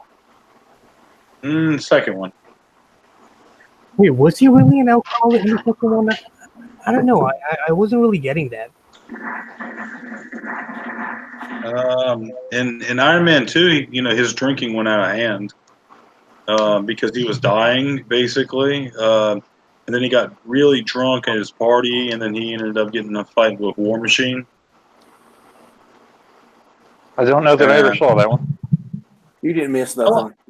I liked 2 because I really liked Mickey Rourke as Whiplash. Mm. Yeah, if they completely dropped the ball on, they could have made a really great movie, and they just made a mediocre one. I think a lot of it had to do with infighting because I think Mickey Rourke wanted to do certain things, and they just decided to cut more out of it because they had an issue with him. Yeah, What's that? Looks like a grandma. Yeah, Mickey Rourke got some horrible plastic surgery. I was gonna say, was that the one where they had the dude that was the fake Mandarin? That was Yeah, the next. that was 3. That was 3. Yeah. Oh, okay, it's been so dang long since I've seen any of those. I think that may have been one of the last superhero movies I saw. You know, I still haven't seen all the new daggone Batman. Oh yeah. No, you know which actor I want to see play a superhero? Carl Urban, dude. I just want to see He him. did. He was Judge Dredd. He was the best Judge Dredd, too. God, what do you mean? The Raid Part 3? Nah. Shut the fuck up, Zach. I will boot you. That movie was a. Yeah, God. Dude, that's why I want to see him play, like, I don't know, maybe Batman even, Imagine him, with that grub. Would he grab people though, Mior, and go, swear to me? He should do it just for the lols. No, seriously, I mean, Carl Urban as Judge Dredd was fucking awesome, dude. Doug, what did you think about Jensen Ackles as Red Hood, like in the live action? He's getting a little too old, but he would be awesome. I liked him doing the voice in the animated one. That's pretty awesome. Yeah. But he is getting kind of old. And he did make that suit. Yeah, I saw him do the cosplay as the Red Hood, and that was awesome, man. That's why I'm like, I want this dude to play Red Hood. Make it happen before he's too old. Yeah, before he's like, wait, he's actually older than what he looks, so if they're going to do it. Did you know he almost was Captain America? Was he? Really? He was like next in line, I think, behind Chris Evans. Oh. So he almost was Captain America. I wish Chris Evans would have toned it down. I really liked Chris Evans back in the day, but now if Chris Evans fell off a bridge and died, I don't think I would be that upset. Nah, come on. You probably would build the bridge. I'm not saying that I want people to die. I'm just saying, I know. Oh, crap. If you ever see Doug building a bridge, don't cross it. It's a trap. It's a trap. I'll be like, hey guys, come check out my bridge. It's awesome. Evans, you come first. Anyone else who's making Marvel movies, you can come second. Oh man. Well, yeah. I see that Avengers is like 30 million away from number 1, and they're doing that whole releasing thing of with extended cut. Mm. I've already watched 3 hours of it. I'm not going back and watching it again. Well, it's not even that. I found out I looked at Wikipedia, then they had like the links to it. I'm not going to click the links, but I just like read what it said, what was going to be in the 7 extra minutes. Yeah. It's after the credit rolls. That's all. So you get to see the same movie, but it's more of a fitting tribute to Stan Lee and other characters too. So it's 7 minutes of that. Why didn't they do that to begin with? They should have had the whole last 30 minutes of that movie should have been nothing but them kissing Stan Lee's butt. Well, no. Do you see that? Because they know if they release it again like this, dumbasses are still going to pay for it. Yeah. Probably. I might be the dumbass just so I can God see damn it. Just so they can just beat Avatar because I hate Avatar that much. All right. I really can't argue with you there, man. I don't like Well, Avatar. yeah. Well, Man. at least it was out of malice. I can't fault you for that. I actually like the movie. I was thinking maybe I should go see it in 3D.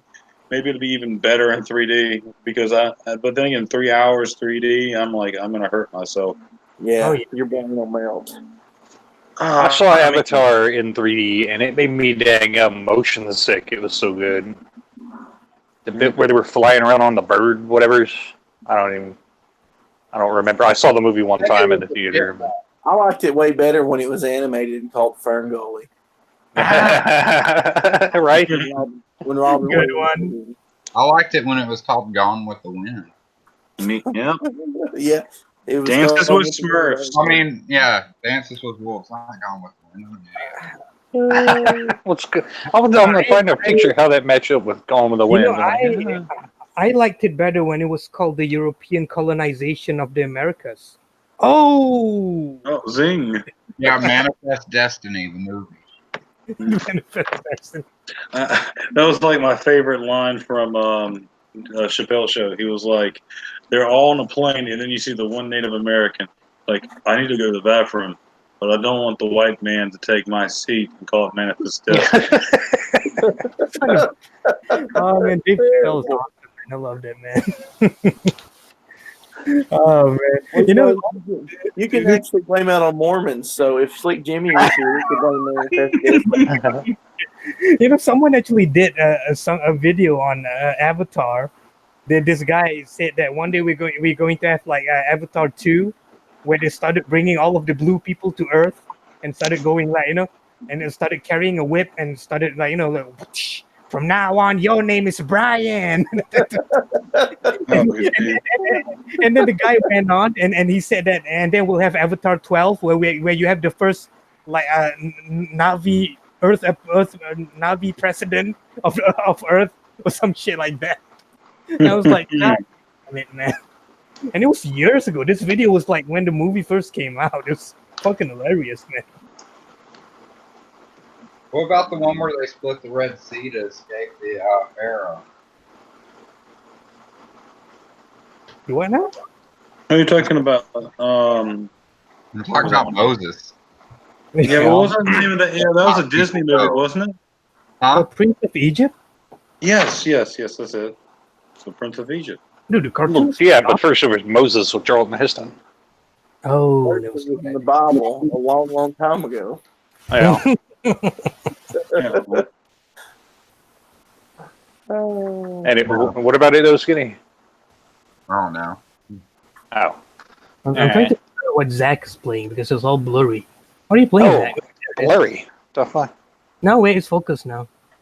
Yeah, what do you? Battle Chasers, dude. I'm Joe Mad. Like, if they made, I wonder if the game's gonna have an ending though, because apparently I hear the books didn't. But the art is beautiful. Of course, it's Joe Mad, so of course it is. But Interesting. digging it, yeah, dude. Old school turn-based RPG game. Oh, turn-based? It's not real time? No. Oh, Nice. nice. Interesting. I missed it. Apparently, my Xbox Game Pass was still active, so I downloaded this. And Shenmue 1 and 2, I hear those are good, so I should try those. Yeah, I really thought about. One of my friends was a big Shenmue fan, so I was going to try it while I still got my Game Pass on. I'm waiting for the third one to release on PlayStation because maybe they'll put all the other ones on there too or something. You But just need to get off the gas station, Melker.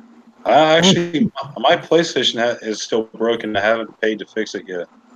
It's been broken since last year, but I can get it fixed. It's just going to cost me, I think, for a new frame, I think about $60-$70. Why do you need new frames? What did you do to it? It overheated. I was I was actually using it more to watch, streaming services too much, and it overheated it. And it's like this is the original one. It's like that's what happens to the original ones. Never get wait, and don't get a launch one. Mine was apparently a refurbished launch, and it worked for quite a few years. But then I had it on too long. I was like up I late. can tell you that I left my Xbox on for like a solid week on accident, and yeah, it didn't melt. Nice. Just saying. Well, there are certain games that I like to play that's only on the PlayStation. One being Gundam Breaker 3. Oh, I love that one. Is New that the Gundam one? Breaker stuff. Is that like the big team-based Gundam game? Or Yes, no. It's you can build your own Gundam. It's basically you build out on it's like one of these little model kits, but inside the game you build it and it plays. You're not actually playing a guy who's a giant robot. You're playing a kid who builds his own little Gundam and they put it in this little. It's based off of what Gundam Builders or something. Anime, yeah, it's based on the anime, and the only reason a lot of people remember that was because the kid's mom was a hot MILF in the anime. ha, That's the only reason people. One of the only reason people remember that guy built Gundam. Yeah. I need to do some digging around, seeing you build those Gundams. I've got a couple of the action figures from back in the '90s of a few. Nice. Wait, there was actually I a can't game think on of that? what they were called. My brother had a couple, and we had the PlayStation fighting game. I can't remember what it was called. Oh, I know what you're talking about. It was Battle Operation. Battle Assault. Battle Assault, yes. Yeah, man, we used to play that all the time. I loved that game. That one was fun, yes. I like how that when you could actually make them break up, like pieces of them would and you could just hit the circuits and stuff. Nice. But actually, that's actually quite funny. The game came out in Japan first, then it came out in America. When it came out in America, Wing was the only thing we had, and they were like, "Oh no, there's no Wing in here." So what they did was they just took Zeta and made it. They copied it, took some other suit off, and then it basically is if you play a Zeta or a Wing, it's the same suit, it's just different skin. They only did it just for that reason. Well, anyway, guys, I think I'm gonna sign off here. It's almost 5 a.m. Yeah, I was gonna say it's pretty late for you there. Yes, I think I'm gonna lie down a little bit. Hey, man, really, really looking forward to checking out more of your art when the book comes out. Oh yeah, thank you. And thank Doug because it's his project. I'm just drawing. Oh, yeah. Crack that whip. I like your art. You need to put the Malaysian in his place. I tell you what, man, he's got a heavier workload than anybody else involved, so I'm not going to say anything to him. Which is funny because I'm lazy as fuck, and you gave me the most work. Doug, do you know how many pages he has to go? No. Oh boy. Tell Dior before you do dip out. Tell the good people out there where they can read your Broken and the Damned.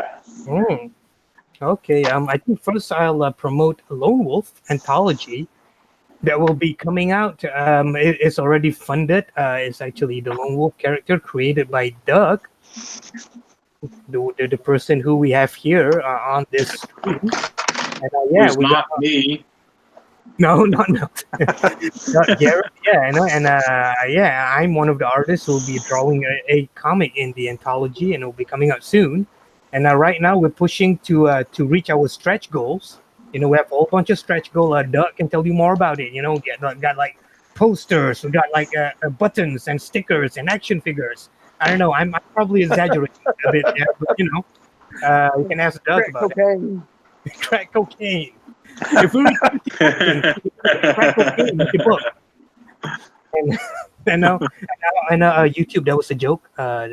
We won't actually be giving crack cocaine to our customers. So. Seriously, Tyrone Biggums needs to back this book. Oh, this book could keep me half hours. Oh god, but yeah, that's the project I'm on right now, and at the same time, I also have an ongoing webcomic at tapas.io titled "The Broken and the Dam," and it is about a an eldritch abomination. He is essentially a tentacle monster, and he is the hero, fighting other monsters. Sometimes tentacles, sometimes regular monsters. And yeah, it is ongoing, but it is on break now because I want to put all of my focus on Lone Wolf. But it is ongoing, and it has like I don't know how many pages, on 300, I think. So you can you can read it while I'm working on Lone Wolf.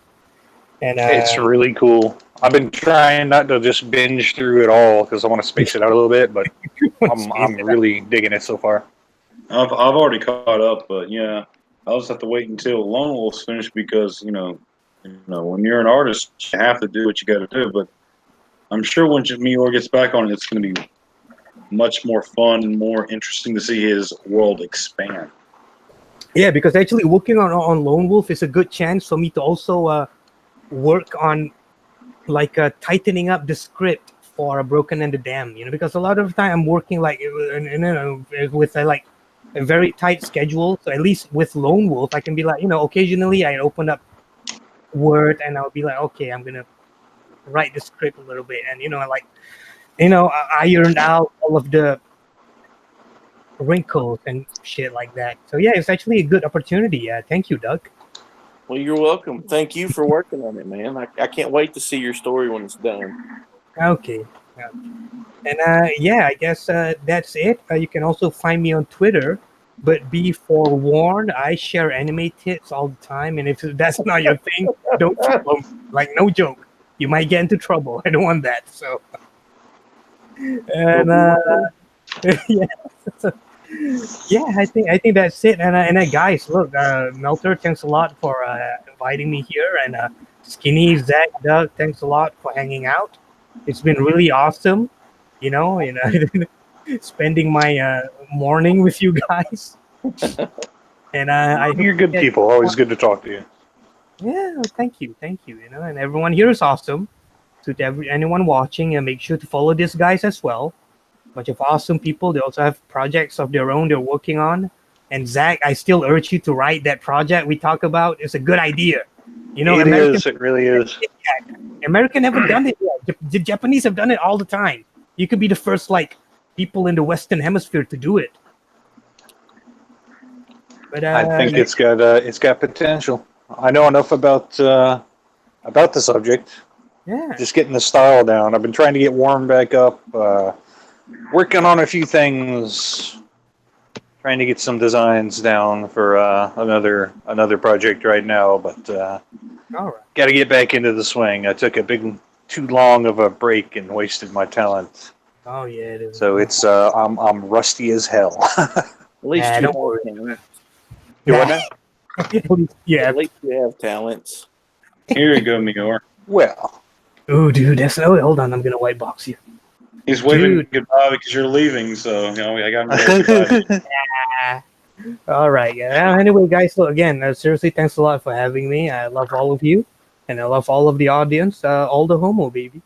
All the homo. Right on. Buddy. Night, everyone. Good night. See ya. Well, I keep on. We'll just focus on Zach playing while I'm building in a little bit. Yeah, I mean, we've been going on for not quite almost, but two hours, and only look how much I've done. Basically, the torso and one arm. It takes time. No, you're just lazy. What kind of Zaku is it anyway? This is Char Zaku from Mobile Suit Gundam: The Origin. I don't know if I ever got to see any of that one. The Origin is on, I believe, both Netflix and Hulu, or at least Hulu. Yeah, I'm not going to be giving Netflix any money. No, it's on Hulu, definitely. See, is it on Gundam? Just move I know. it. Yeah. I was thinking about it because I'm kind of a cheap bastard, and Well, my thing is all these streaming services, they want to start adding commercials. They want me to pay for them making shows that are ungodly. and I ain't doing it. They can kiss my butt. Yeah, well, Netflix threatening to pull all of their filming out of Georgia and take jobs away from people because we don't agree with murdering babies. They can Really? just suck it.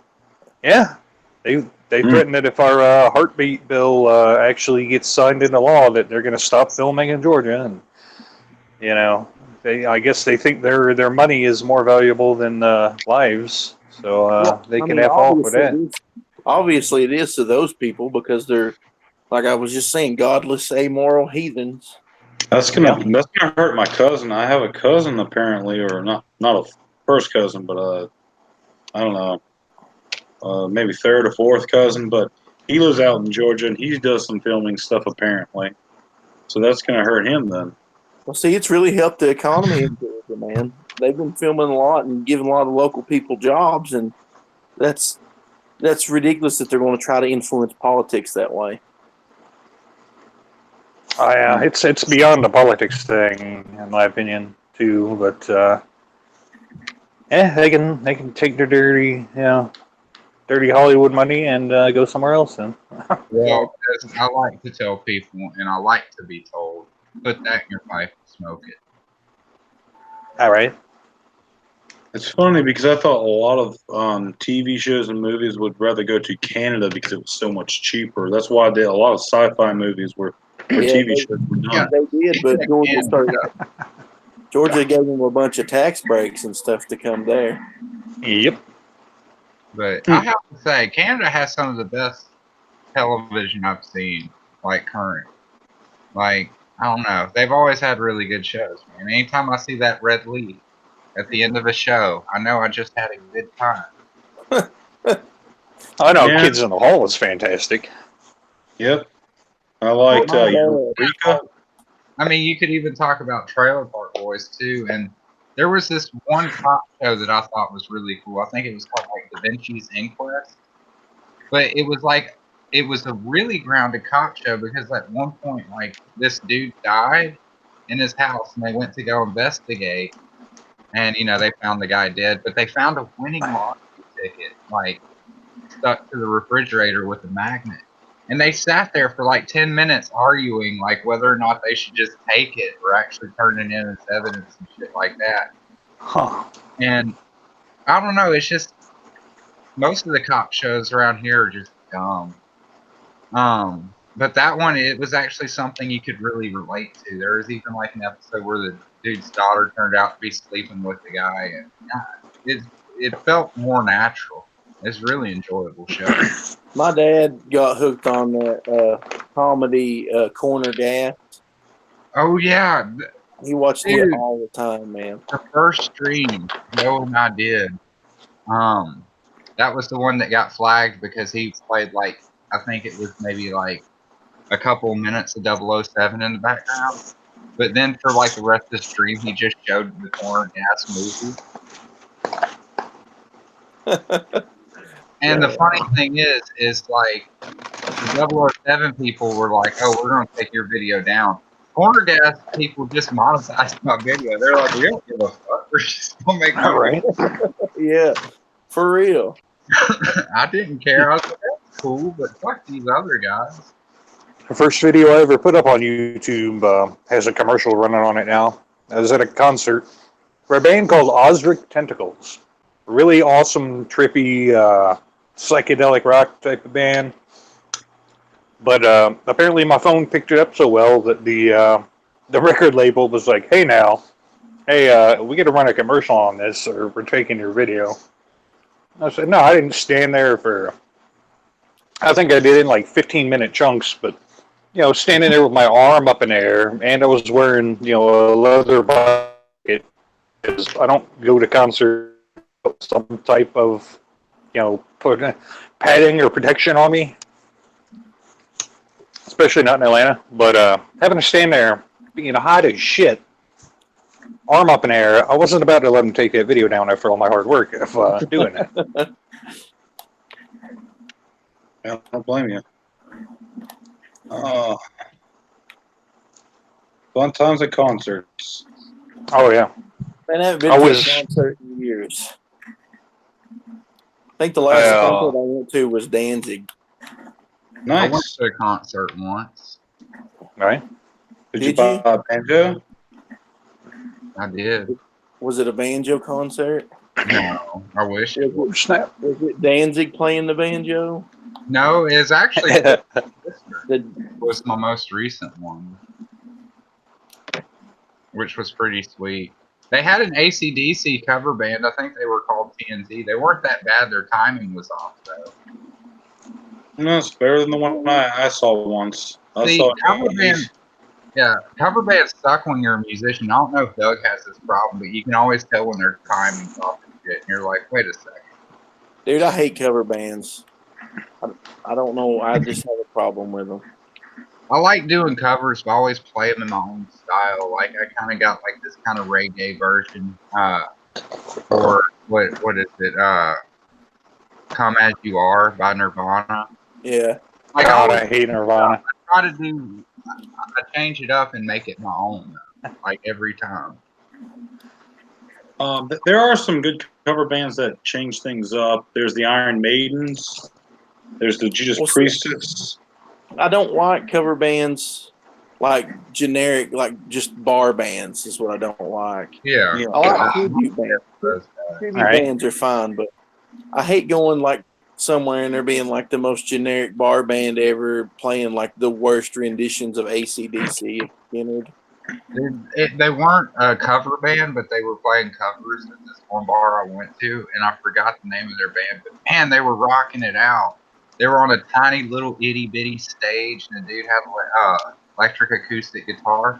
But they ended up doing a cover of "Superstitious" by Stevie Wonder, and he just like grabbed one of the drummer's drumsticks and just started using it just to bash the strings, and it sounded awesome. That sounds cool. Either that or I was wasted, or a combination. There, a possibility.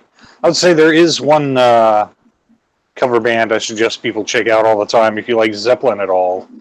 They're called Dread Zeppelin. Dread. are they like a stoner doom version of Zeppelin? No, it's crazy. The band plays in a reggae style, but the front man is like a 450-pound Elvis impersonator, and he sings like Elvis, but Led Zeppelin songs to a reggae styling. And check them out on YouTube. They're awesome. I'm gonna hunka give you all of my love. There's some really interesting like mashups they do too. How about Max Sabbath? Dude, I've that seen band's them. hilarious. You know, I mean, I haven't seen them live. But, Really creepy though, but they're hilarious. oh yeah, creepy as shit.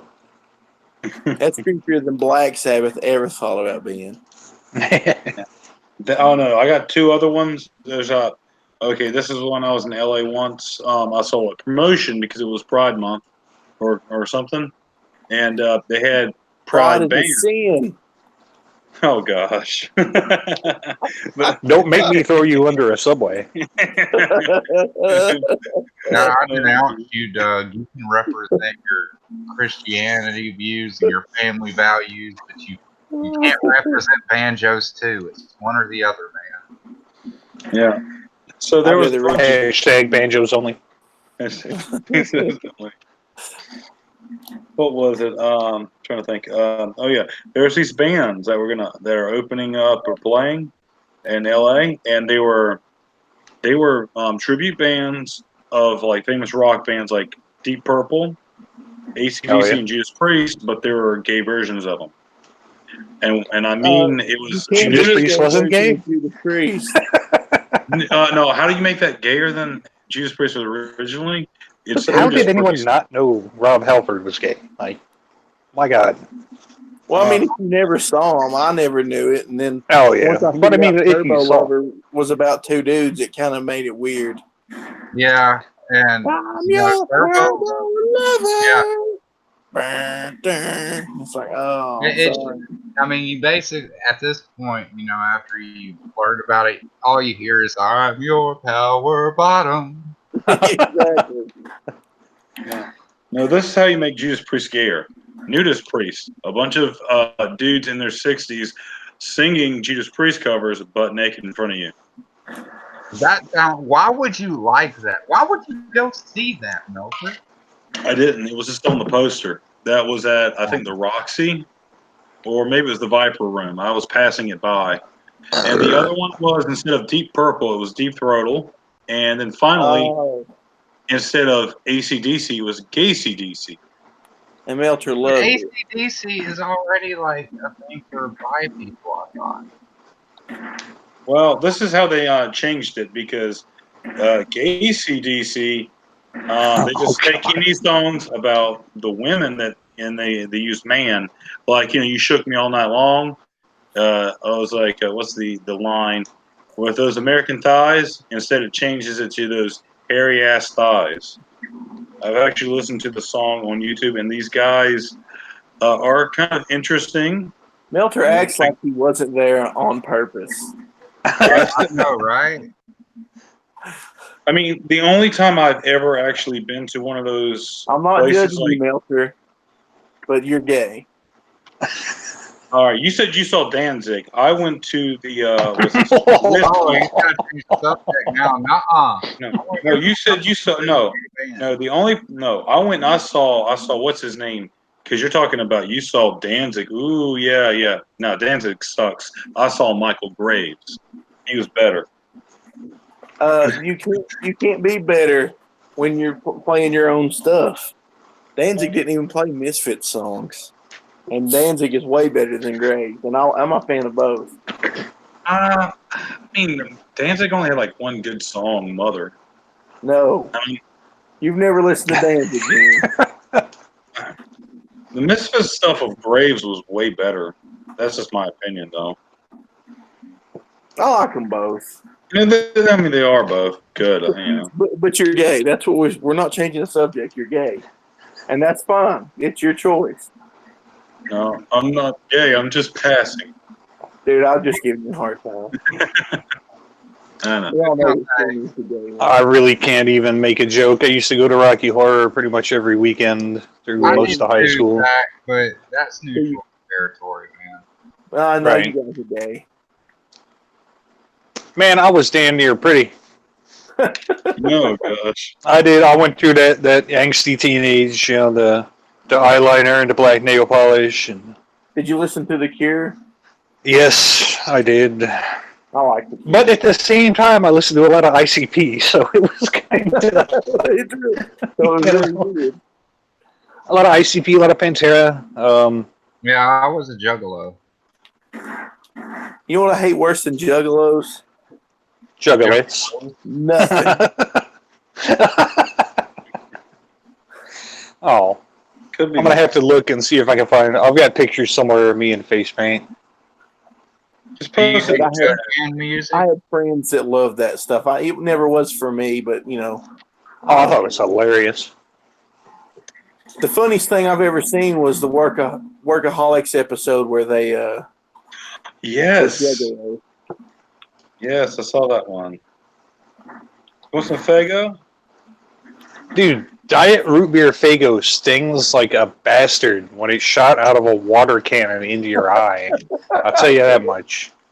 Really? You That's know what what? happened at a Juggalo fest to you once? Yeah, it was just a concert. Yeah, like when you go to their shows, man, they're like shooting water guns full of Fago. They're like throwing 3 liters of Fago off the stage. Oh, yeah, dude. I dodged a 3-liter of Fago, and it hit the dude behind me square in the nose, and I'm pretty sure it flattened his nose. It was amazing. But the funniest shit is that I went at the time when I was getting into ICP. I could go down to this local grocery store and buy a 3-liter of Fago for 99 cents. Yep. We had it at Cub Foods for 99 cents. Yeah. Well, when I moved to Arizona, the only grocery store that carried Fago was this really rich grocery store called AJ's Fine Foods, and they sold caviar and champagne and shit. And they had the Fago in these tiny little like 20-ounce glass bottles, just the fanciest shit you have ever seen. I just could not stop laughing, man. All right. That is weird. Fago was the rich person's drink in Arizona. It was so stupid. It is stupid. Yeah, like Fago was Oh, God. was the only thing you could get like at a Food Line, I think it was. Yeah, we had Like the Manny two-drink at Food Line. Marketplace and Piggly Wiggly. Yes, Piggly Wiggly, definitely. Big Lots, maybe. I never really shop at Big Lots. I mean, I kind of do now because there's one on my way home from work, but no. Have you ever seen Fago there? At Big Lots? Yeah. Not in the past, 6 months. I've been going to this one. Damn it. Why did I just craft something I already had? I love me some fucking Fago. I liked Fago because they had all the different flavors and they were all good. Mhm. They weren't stingy because kids don't realize how good they have it today. They Because really don't. you had like Coke, Diet Coke, and Cherry Coke. That was it. And now they've got like they've got the cherry Dr. Pepper. There's this blackberry Dr. Pepper that's out now. They got like 3 or 4 different flavors of Sprite. And it's crazy. I mean, it's a good thing, but Well, it you used to be guys, where the only time you could get like a cool flavor like peach or mango, you had to go with Fago. did you guys ever we shopped at Save a Lot my entire life. And back when I was a kid, Save a Lot had like the best flavors ever. You could get like a 25-cent black cherry soda or like cream soda and all this crap that they don't even like the good soda companies don't even make now. Yeah, I love black cherry soda, man. That shit's awesome. I still say Moon Mist tastes better than Mountain Dew. It does. I'll agree with you there. And it's cheaper, too. The only one that I really didn't like was Red Pop because it tastes like Oh, coffee. yeah. Never been a Red Pop fan. Cream soda, too. I don't much care for cream sodas. I love cream. It depends on the cream soda. Orange cream soda, the best. If it's IBC cream soda, it's awesome. But like a lot of brands, I don't care for. Did you guys ever drink Jones soda? No, I don't think I don't think so. It's like really sugary and comes in a glass bottle. Like for some reason, one of the gas stations here in town, when I was in high school, started carrying Jones soda, and we would stop and they were like 50 cents, and we would get them in a glass bottle. Yeah, I had one, but I didn't like the flavor that I got, so I never bought another one. It just kind of tastes like battery gas. Yeah, some other stuff was way too sugary though too. You ain't a man until you've had some Blenheim ginger ale. Some what now? Blenheim ginger ale. You can't tell us what makes a man. You go to concerts. Hey man, it takes a real man to take one in the pooper.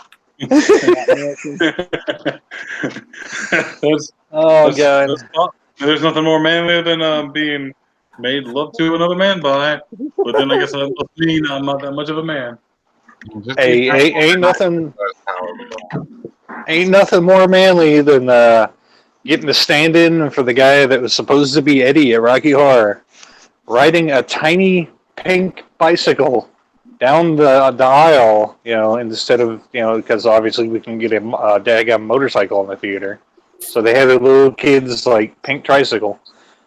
And racking yourself when you run into the last row of freaking chairs before the stage. Because the thing, I don't know, a bolt came loose, the steering didn't work all of a sudden.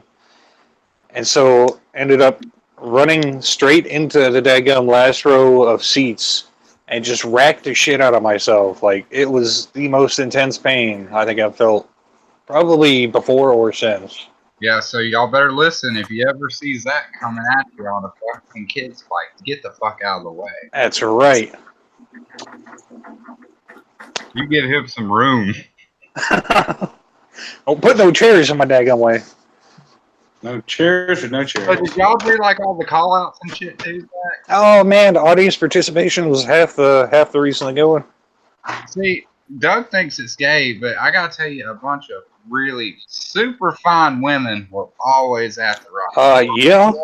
And they most of them were half naked at the always time. wearing corsets and garters, and oh my god, dude, it put Halloween to shame. I had some of the better of my one night stands after a Rocky Horror show than I've ever had since. Well, what was his name? Oh God, I walked right into that one, didn't I? Was it George? No, It I was think George. it's Caitlin. I'm gonna have to get off here. My mom's calling. She said she fixed supper. So Cool. Uh-oh. a grown man, he goes when his mom calls. So that's what a real Yeah. man does. Well, if he's got any respect, he does. Sure. So I'll see you guys later. Later, Doug. Or what's her name? Bruce. Well, that's what I was saying. I think her name was Caitlin. I think I heard you before.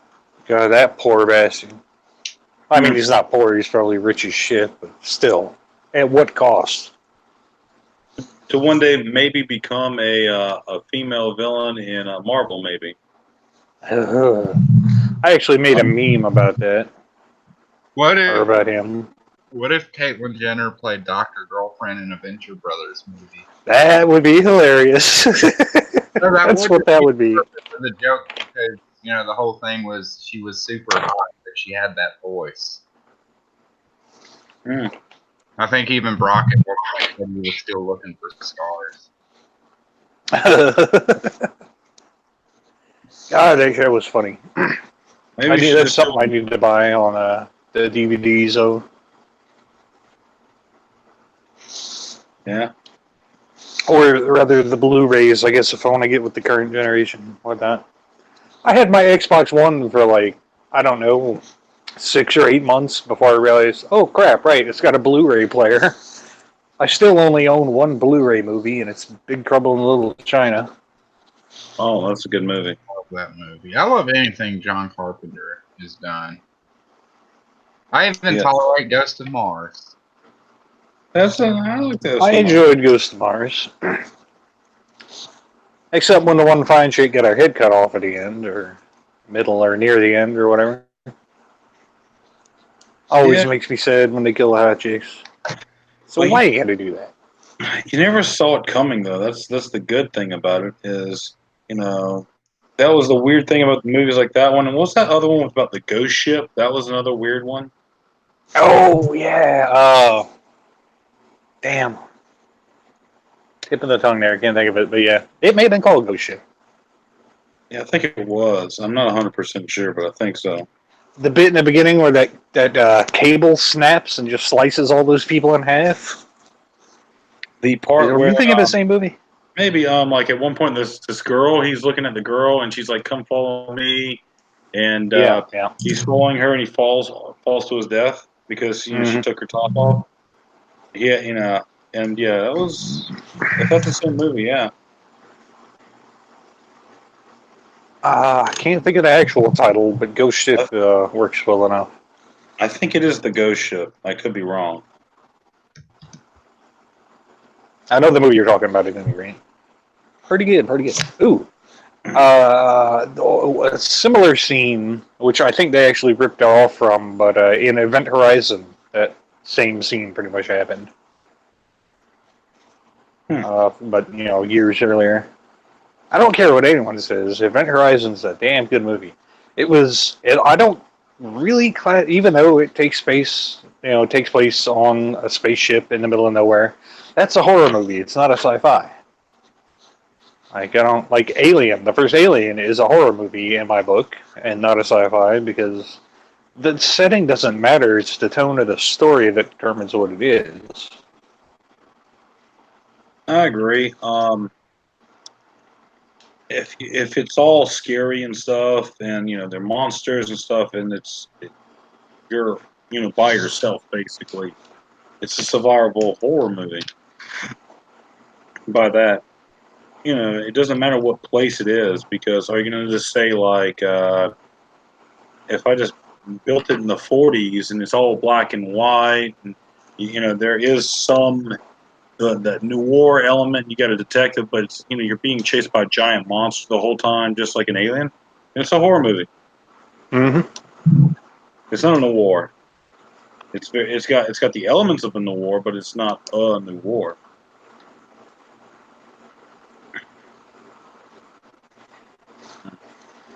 All right, I got the feet done. Hell He's yeah. got a new pair of shoes.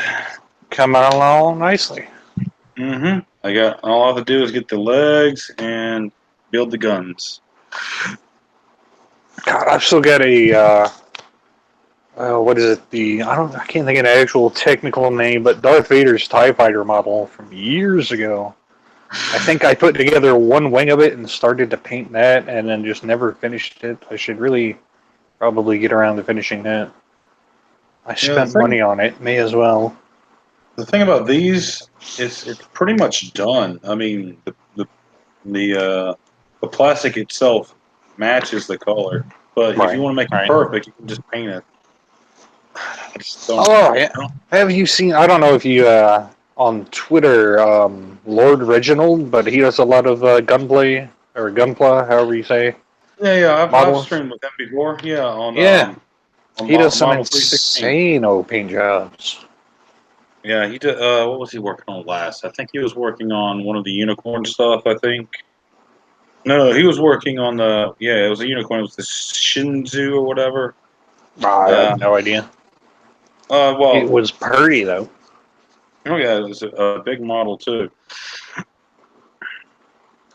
Yeah, he does really good dedicated work. And I was watching a video earlier, and it was in Malaysia. Muir left, so. But yeah, it was like one of the Gunpla, whatever, like an E3 for Gunpla, and they were just showing off some of the new stuff and what people made themselves. Like, you know, they built the ground and stuff. They had to put like pieces of Gundam in it, like it was beat up, broken, and the like grass and stuff was growing around it. Yeah, amazing stuff. Really, really good high quality work. People do so like. I mean, like, movie quality stuff with their models sometimes. I've even seen, like, little Warhammer figures and whatnot where people do the little flocking on the bases of it to make it look like grass, and, put in actual gravel for, making little rocks and whatnot. Just some people that have got some real skill out there. You're right. I think. I think what you're talking about too. It's like, yeah, I know what Warhammer is. I've never tried it out. It's like a game, right? Mm-hmm. It's a super expensive tabletop game because Games Workshop charges out the ass for those little bits of plastic. They're not even metal anymore. They used to be like made out of lead. But my God. Nice. Yeah, oh yeah. Dude, they're like my one local comic shop, because there's one left in my area. At this point now is about, I would say, 60% tabletop games and 40% comics. Because that's how things are going now. Just to stay afloat, they got to sell card. A lot of. The only thing they tweet about is new Pokemon or Magic the Gathering releases or whatnot. Not even anything about comics anymore. It's pretty sad. But anyway, so I was there on Free Comic Book Day, which I meant to mention earlier. It reminded me of something I gotta not forget. But yeah, the prices on the Warhammer models is insane. For just unfinished bits of plastic that you gotta file all the flashing off of and still glue them together and whatnot. It's retarded. What that reminded me of, though, is that I was there on a Free Comic Book Day because Mark Bagley was there. And he and my dad worked together at Lockheed before he got his big break at Marvel. So anything Bagley does, I'm just a total fanboy over, because I got to actually meet him when I was like 9 years old, I want to say. Was he the one that you showed us the picture that he re-signed your comic? Yeah, that was it. Nice. And for that reason alone, he didn't have to do that. He had my dad bring me and my brother over to his house and took us on a daggum tour of his studio. I was like, as a little kid, that at that time, I was reading every comic I could get my hands on, which wasn't a whole lot. Parents never had a whole lot of money, but so the guy can do no wrong in my eyes just because of that. But so anyway, I was there on that day, getting brought the comic book to get it re-signed. But as the line is proceeding very slowly because practically everyone was there to see Mark. I felt bad for all the other writers and artists that were there. They pretty much got passed off, whatnot. I did get to meet Dan Fraga. Dude's cool as shit. Gave me a free print just because it was free comic book day, and I stopped to talk to him.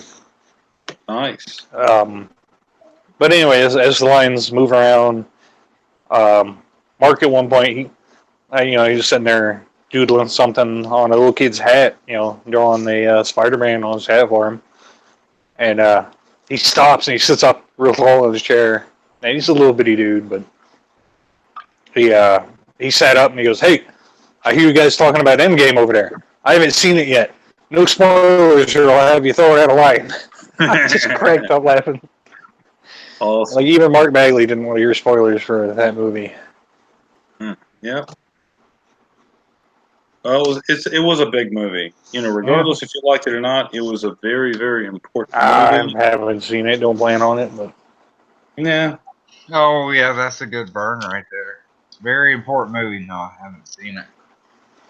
Well, it's going to be the end of the era, but if you cared and watched all the other Marvel movies, then it is important to you. I guess if you like the others.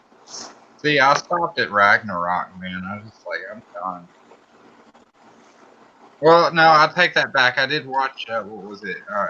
Infinity War or whatever. Okay. Not the newest, not the part 2, but the other one. Yeah, what did you thought about Infinity War then? Oh, did you like Infinity War or no? Oh, I thought it was terrible. Okay. Yeah, I'm sorry. No. Just shit. Don't worry. They put too much into one movie, and I didn't like it. It jumped around too damn much, and it left a lot to be desired. No, I think that's fair. I believe one of the last actual superhero movies I saw was either the first of the Nolan Batman movies or I think I watched most of that Iron Man 3. But Yeah, that's been the most recent, Cape movie I've seen. you need to watch Ant-Man, though. I will say, Ant-Man and Ant-Man and Wasp. I might, but it's not like I'm going to pay any money to see it, though. You don't have to. The internet's here. It can consult. It is, but I only have a phone, and I can't find any good sites to watch things for free that won't crap up my phone. Yeah. Weren't you like saving up, like get a tablet or something at one point? You were saying. I'm still trying to. Yeah. I'm still trying to fight this. There we go. Chase that little bastard down. Yeah, I need to get some kind of tablet. I figured something out. XP-Pen apparently makes a tablet now that can hook up to an Android phone, such as I have, and I can just use my daggum phone as the monitor. So I'm going to read some more reviews on that. I think they got some fairly cheap ones. That may be the route I end up going down. I figured I'll save $25 maybe if I can, and not spend it a month per paycheck. And if I can just like pull that in, maybe I can get like one of those like little tablets where I can just draw on top of with a pen. Right. I don't know. I'm not sure how much one of those would cost, but I'm trying to look and find something cheap. Maybe by the end of the year, if not the end of the year, maybe later.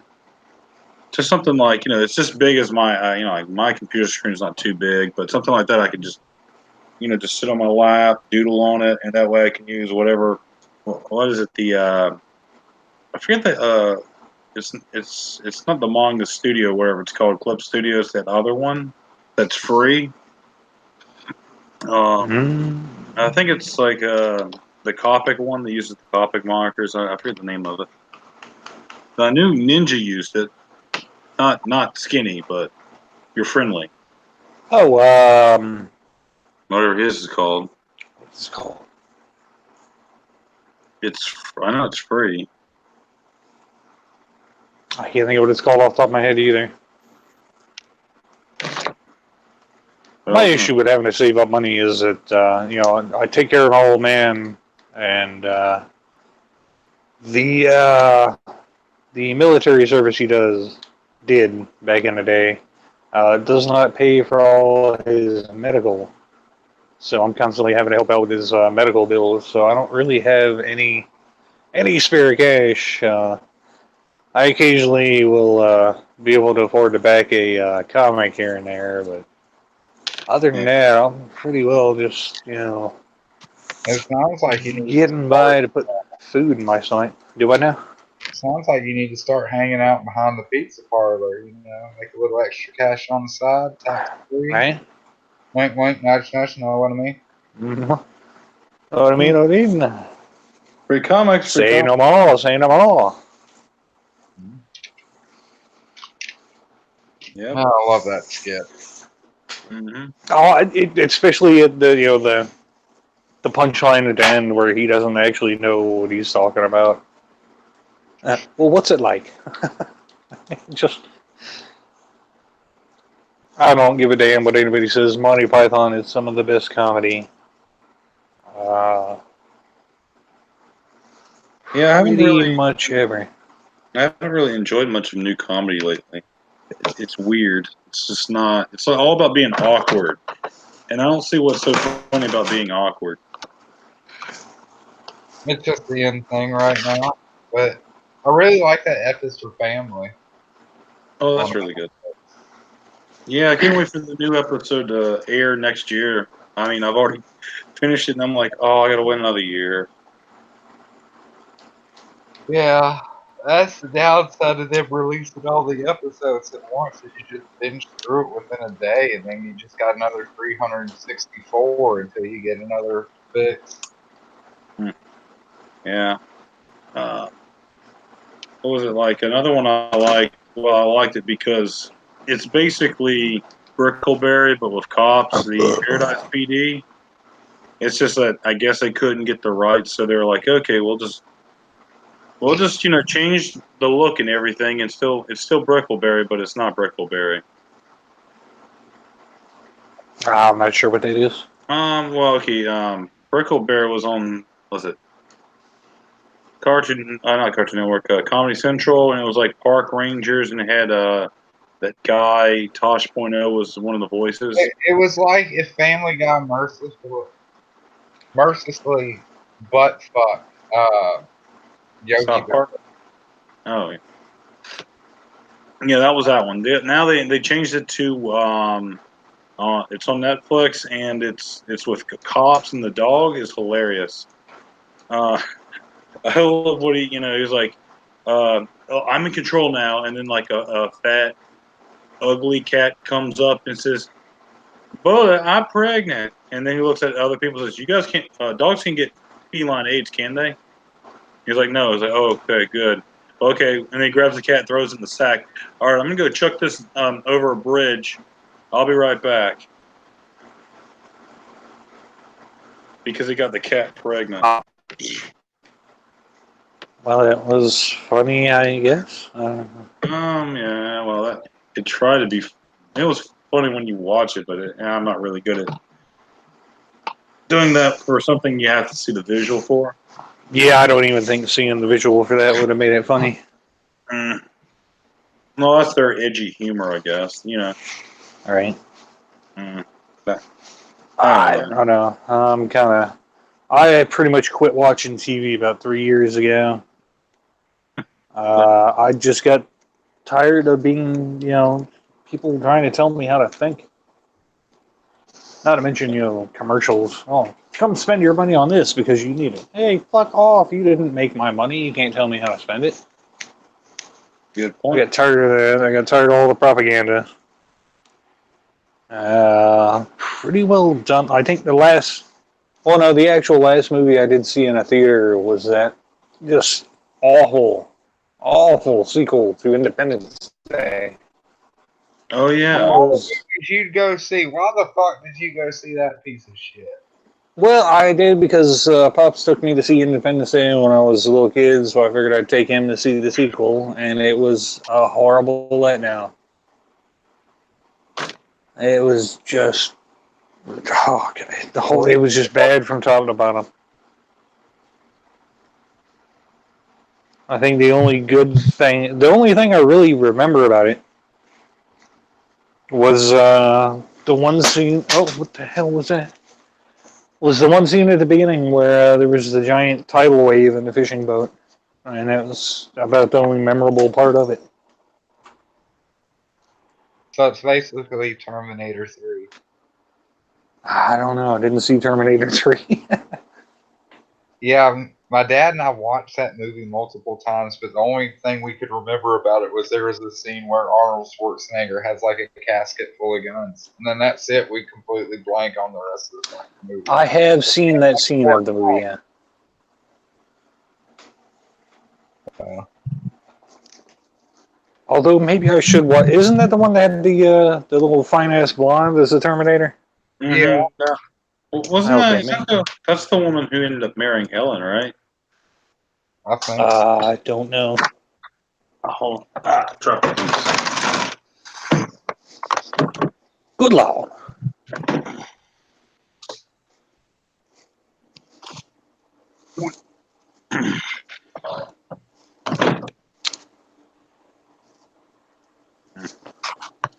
Oh, all right. I guess I'll screen share to me since you're not playing your game now.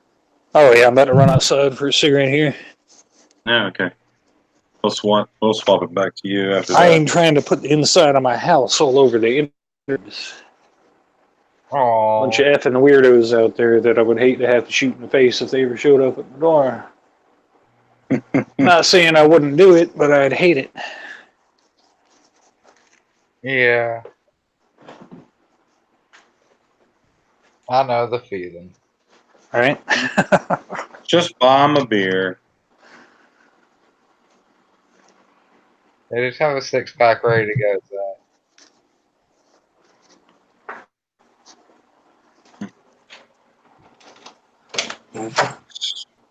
You did what now? What? Oh, I don't know.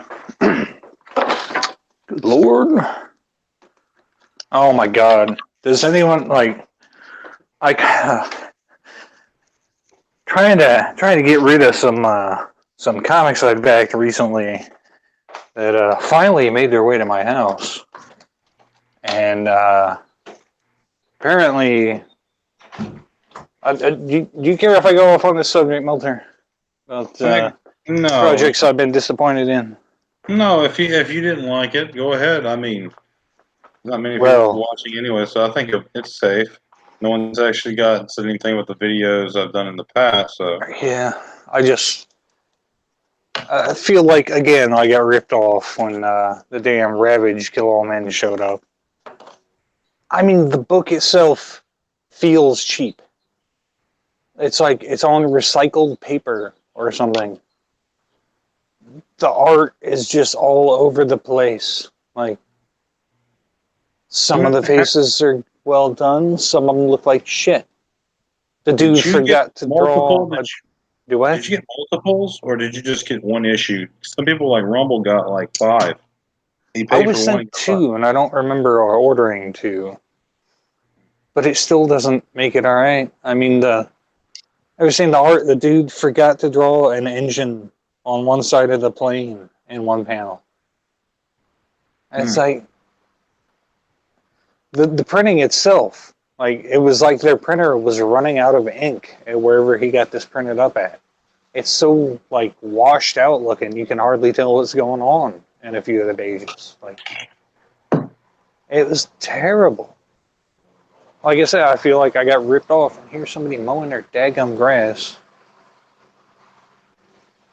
But I just greatly disappointed, and, it's not going to be backing any more projects out of that company. because like I feel like I was burned so bad the first time.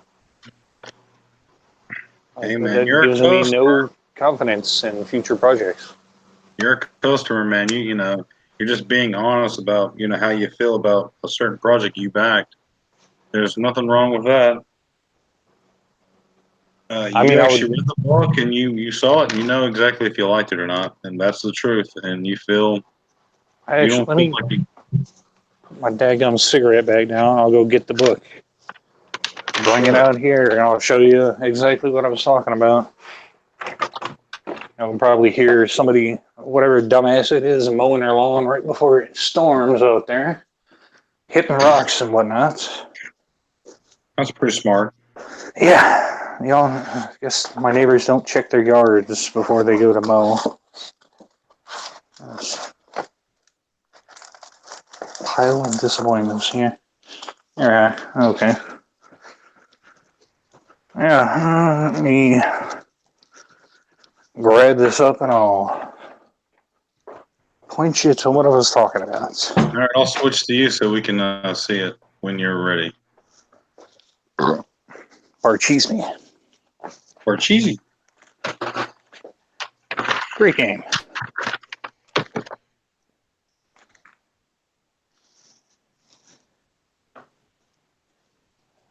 All right.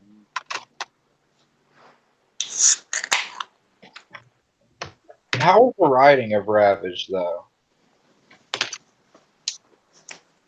that was Oh different. man, I wasn't impressed. Really? Two random guys that are renegade whatever they are crash on an island after transporting possibly cocaine for drug runners. Like, they don't even know. Like, two guys get hired to fly some dudes that might be Arabic terrorists or might not. Like I said, they don't really say. It wasn't anything memorable. Hmm.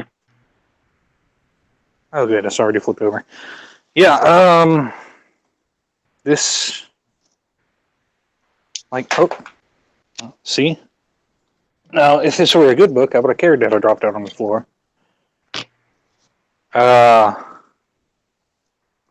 Just crap, though. Like, this cover is so flimsy. I guess, I don't know if this is what, like, modern comics are being printed with little cheap covers and whatnot. God, it's just terrible. See, this is what I was sold on. This is, the big art that was shown most of the time.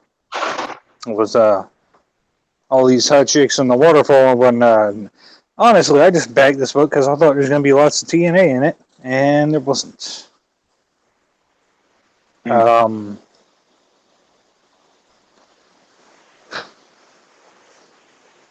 it's going to storm here in just a minute.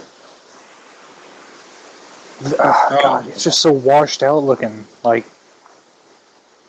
it looks darker on my screen, I guess, than what it actually is, but Is it supposed to be in black and white?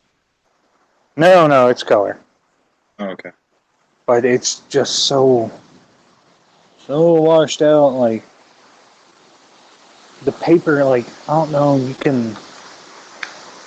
it's so thin, you can see through it. Like, yeah, it's like, God, I don't know, it just feels cheap. I feel like I paid way too much for something that was not worth the money. And how much did you put into that book, Zach? Just curious. Oh, I would have to look at my Indiegogo page. It's really getting ready to storm out here. The winds are kicking up and everything. Oh, man, it was probably $35. Like most of the rest of them, it's like $25 for the book and $10 for shipping. Of all that generation of comics. Did you get Lone Wolf? Oh yeah, I got Lone Wolf.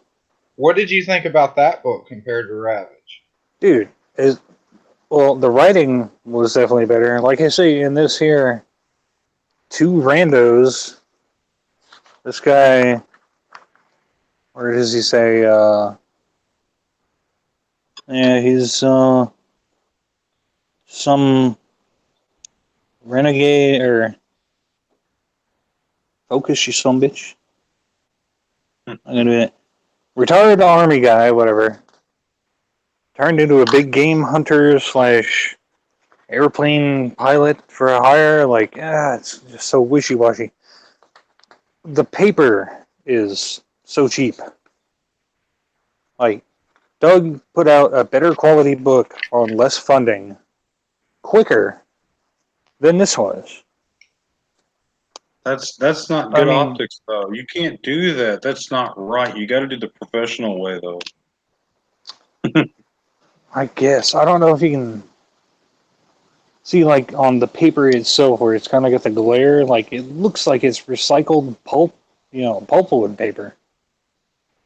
Like, it feels like I get a free weekly newspaper in the mail that has better quality paper. Let me see if I can find a panel where he... Dude, alright. Mrs. drawing. Alright, this is his one drawing of the airplane. 2 engines, 2 little water skids, whatever they are. And 2 engines again. The props aren't even the same size. I mean, it's just like sloppy artwork. There's almost the same shot again. With, different size props and whatnot. Oh yeah, and then here. There it is. He completely forgets to draw the other engine on the wing of the plane. What the fuck? That's weird. Like, what the fuck? Like, it's gone from one panel or one page to the next. That's a mess. Oh, is that the exact same drawing? Holy shit. Alright. I think I just know this here. I think, God almighty. I think dude just reused the same effing drawing. No, Get because back to where we're looking at had 2 engines. do what now? This one has 2 engines though. That one's got 2, and that one's got. It looks like it's almost the same drawing. No, it's slightly different. I But don't I wouldn't mind be surprised if like you that just traced it. was. I don't know, man. Like, I was not impressed with the art. Like, the faces were pretty awful. Here, this is probably the most exciting part in the book, is they crash, right? One of the engines that has mysteriously reappeared goes out, and they crash and go underwater. And that's probably about the best part of it. And here they are at the Thundercats lair, or whatever the hell this is supposed to be. Like, I just... Good lord. This dude, I guess, worked for Marvel or whatever. I'm just not impressed at all. Not to mention, the book was sold on there being a bunch of TNA, and there's a couple of shots of some women. I guess, if that's a woman, like, look how lazy the faces and shit are.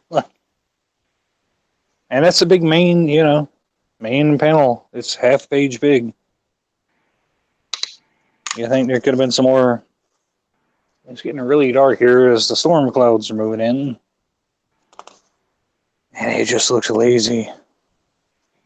That's unfortunate. The dude. printing is so washed out. Like, my pajama pants that have dark blue in them are darker than the black on this page.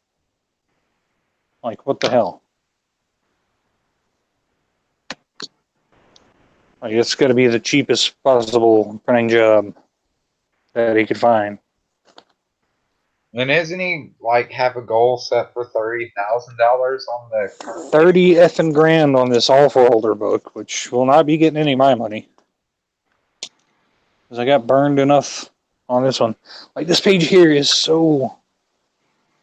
It looks like gray, and it's supposed to be solid black. Like, what the hell happened? I don't understand. Focus. Some bitch in camera. I don't get it. And then, my God, there's the biggest, like, fisherman's tale. Like, this whole bit in the bag.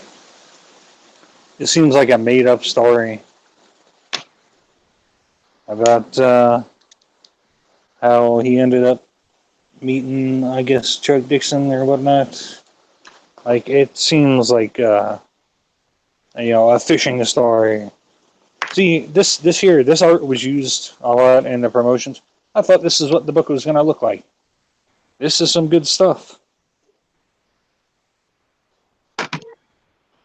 But the book does not look like that. Unfortunate. Yeah. Sometimes, people are honest about what's going to happen, what they're going to give you, and some people are going to say this is the risks of an God Indiegogo almighty. project, but kind of hard to say because when people act like they're professionals and stuff, you gotta, newsprint's only good if you're using high quality, not low quality newsprint. But mostly people now are spoiled on the ideas of not using newsprint, but using, the good stuff because it's going to last. That's going to make your book last. Yeah, it'd also help if it wasn't touted as, it was going to be some high quality book, only to find out that it was like the cheapest paper available. And the cover is only slightly thicker than the interior pages. Like, I don't, I don't understand. Hmm. The whole thing just feels cheap. Yeah, that doesn't sound good at all, man. Yeah. Well, I'm about to hop off of here. I still got some things to do today, and yeah, but it's nice hanging out. Yeah, thanks for coming by, man. I'm almost done here anyways. I'm going to finish up since all I got to do is make the guns now. I heard. Yeah, Yeah, yeah. Look, here's probably the, get something to eat my dang self. yeah. So there's the suit. On IIS. Yep. I'll just finish this up on the stream and I'll, catch you guys later, I guess. Thanks for showing up. Oh, no problem, man. Thanks for having me. Oh, yeah. Always. Yep, good talking to you fellas. You guys have a We'll good do it day. again here soon, I'm sure. Sure. Later, man.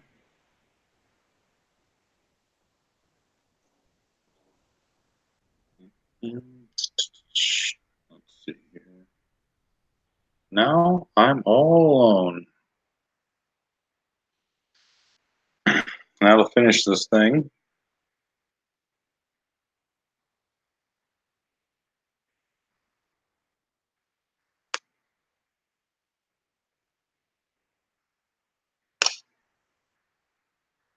Shouldn't take me more than maybe 10 minutes.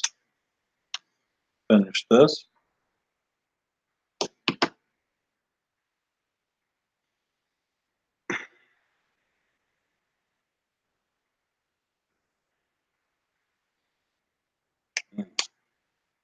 Go.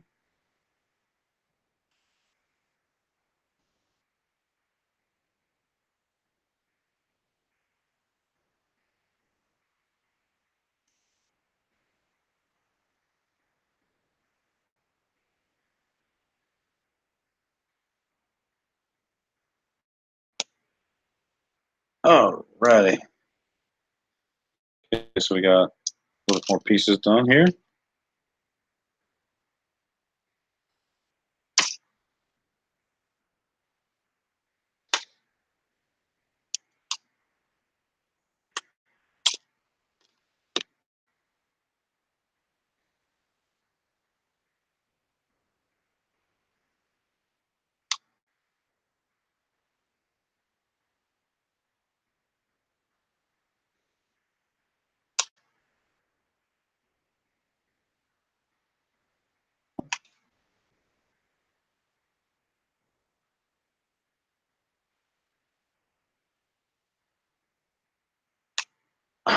Alrighty.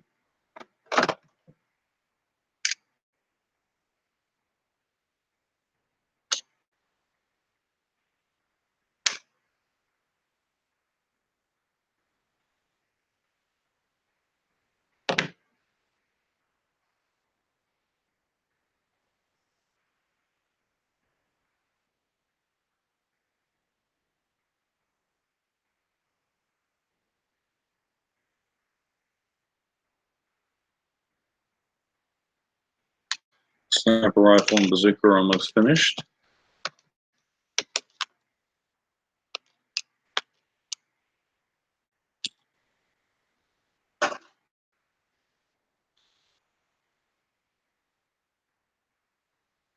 And there's one casing here. This will probably go on top of the bazooka. Or maybe it's the other piece.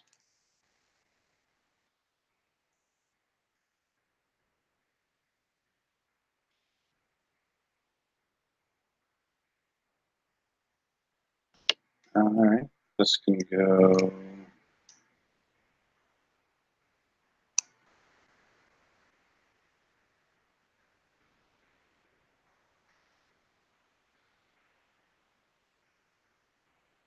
Alright.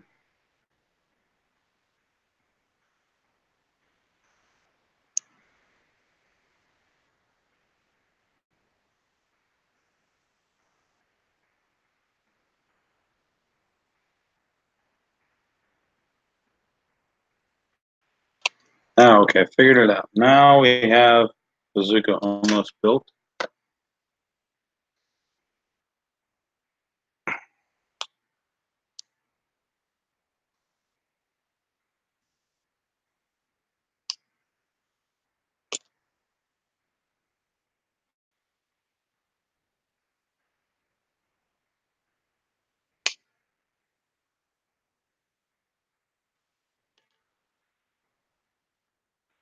Here we go. And here we go. There we go. Should be able to figure out what goes where next.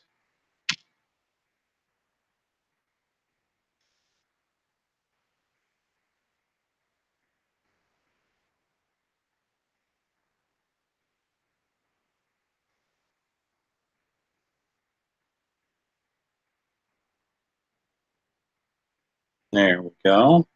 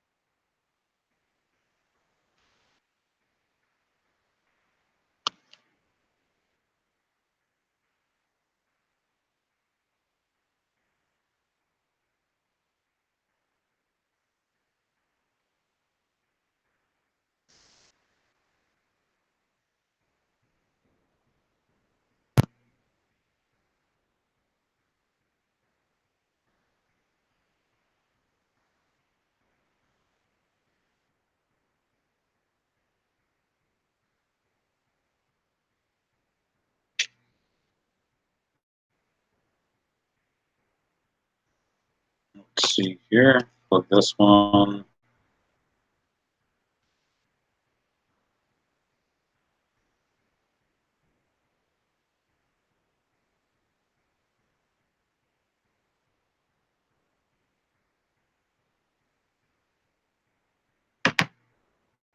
There's the bazooka. The bazooka here is finished.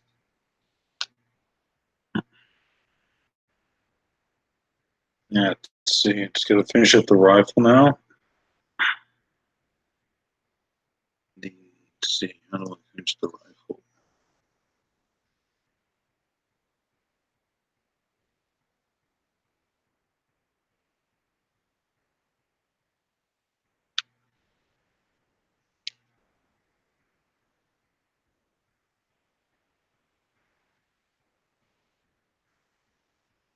Hmm. There we go.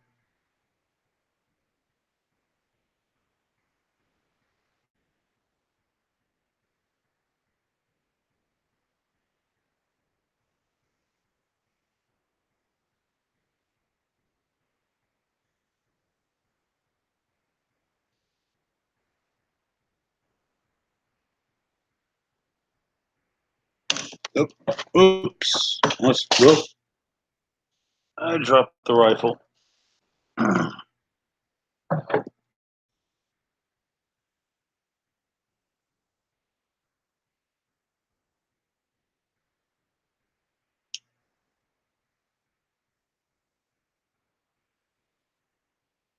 Okay, I figured it out now. Dang.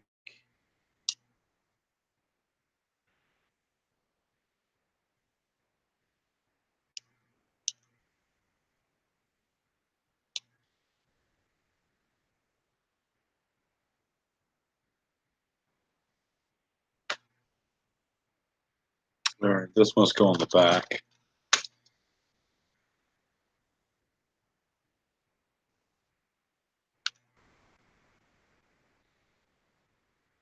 Sure does.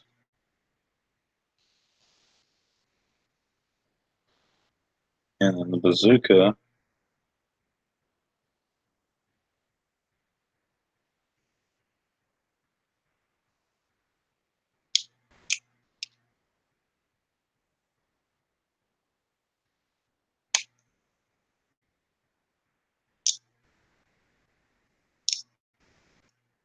No.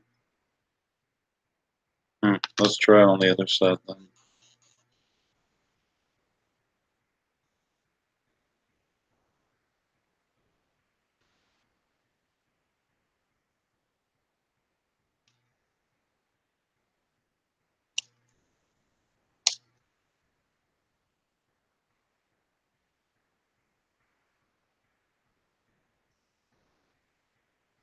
And apparently I did a mess up, so I'm going to have to fix this.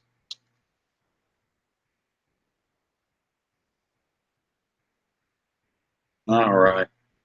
Easy fix.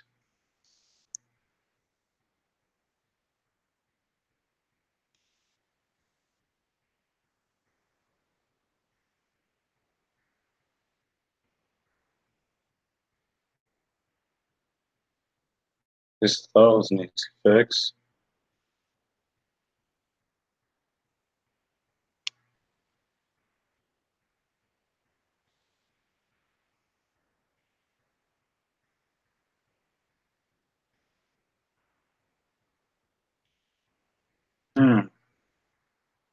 There we go. It's in now.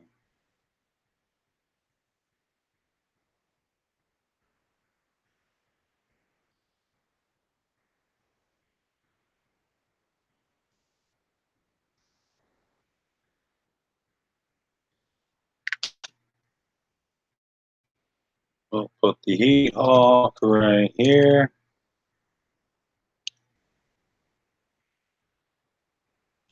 It goes right here. Maybe it goes in the back. No, it shows it can go right here.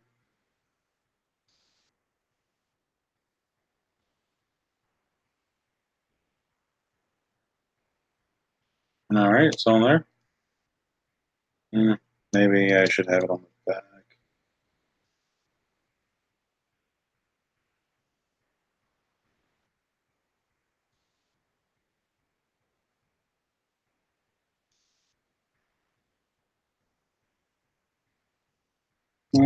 Maybe I'll just put it right here.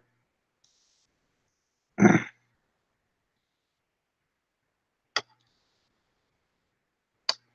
don't know. This heat hawk's kind of pissing me off now. Here we go. We got something plugged in. We can put these on the side though.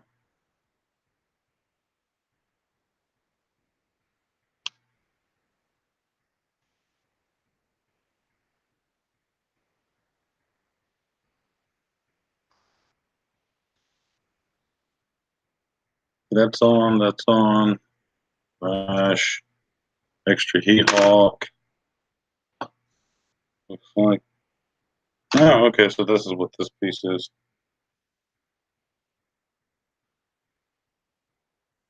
I'll just save that for later.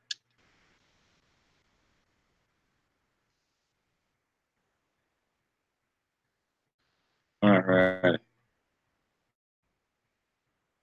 So, it looks like I have finished it. I am not going to be using any of these little stickers right now. As you can see here, these are like decals. There's just really cool ones down here that I would like to use. Maybe one day, like the Xeon symbols, the A12, all that stuff. I may do that one day. Don't feel like putting on the little tiny parts. Took 5 minutes longer than I thought, but hey, still pretty cool. Like when you got like this guy right here.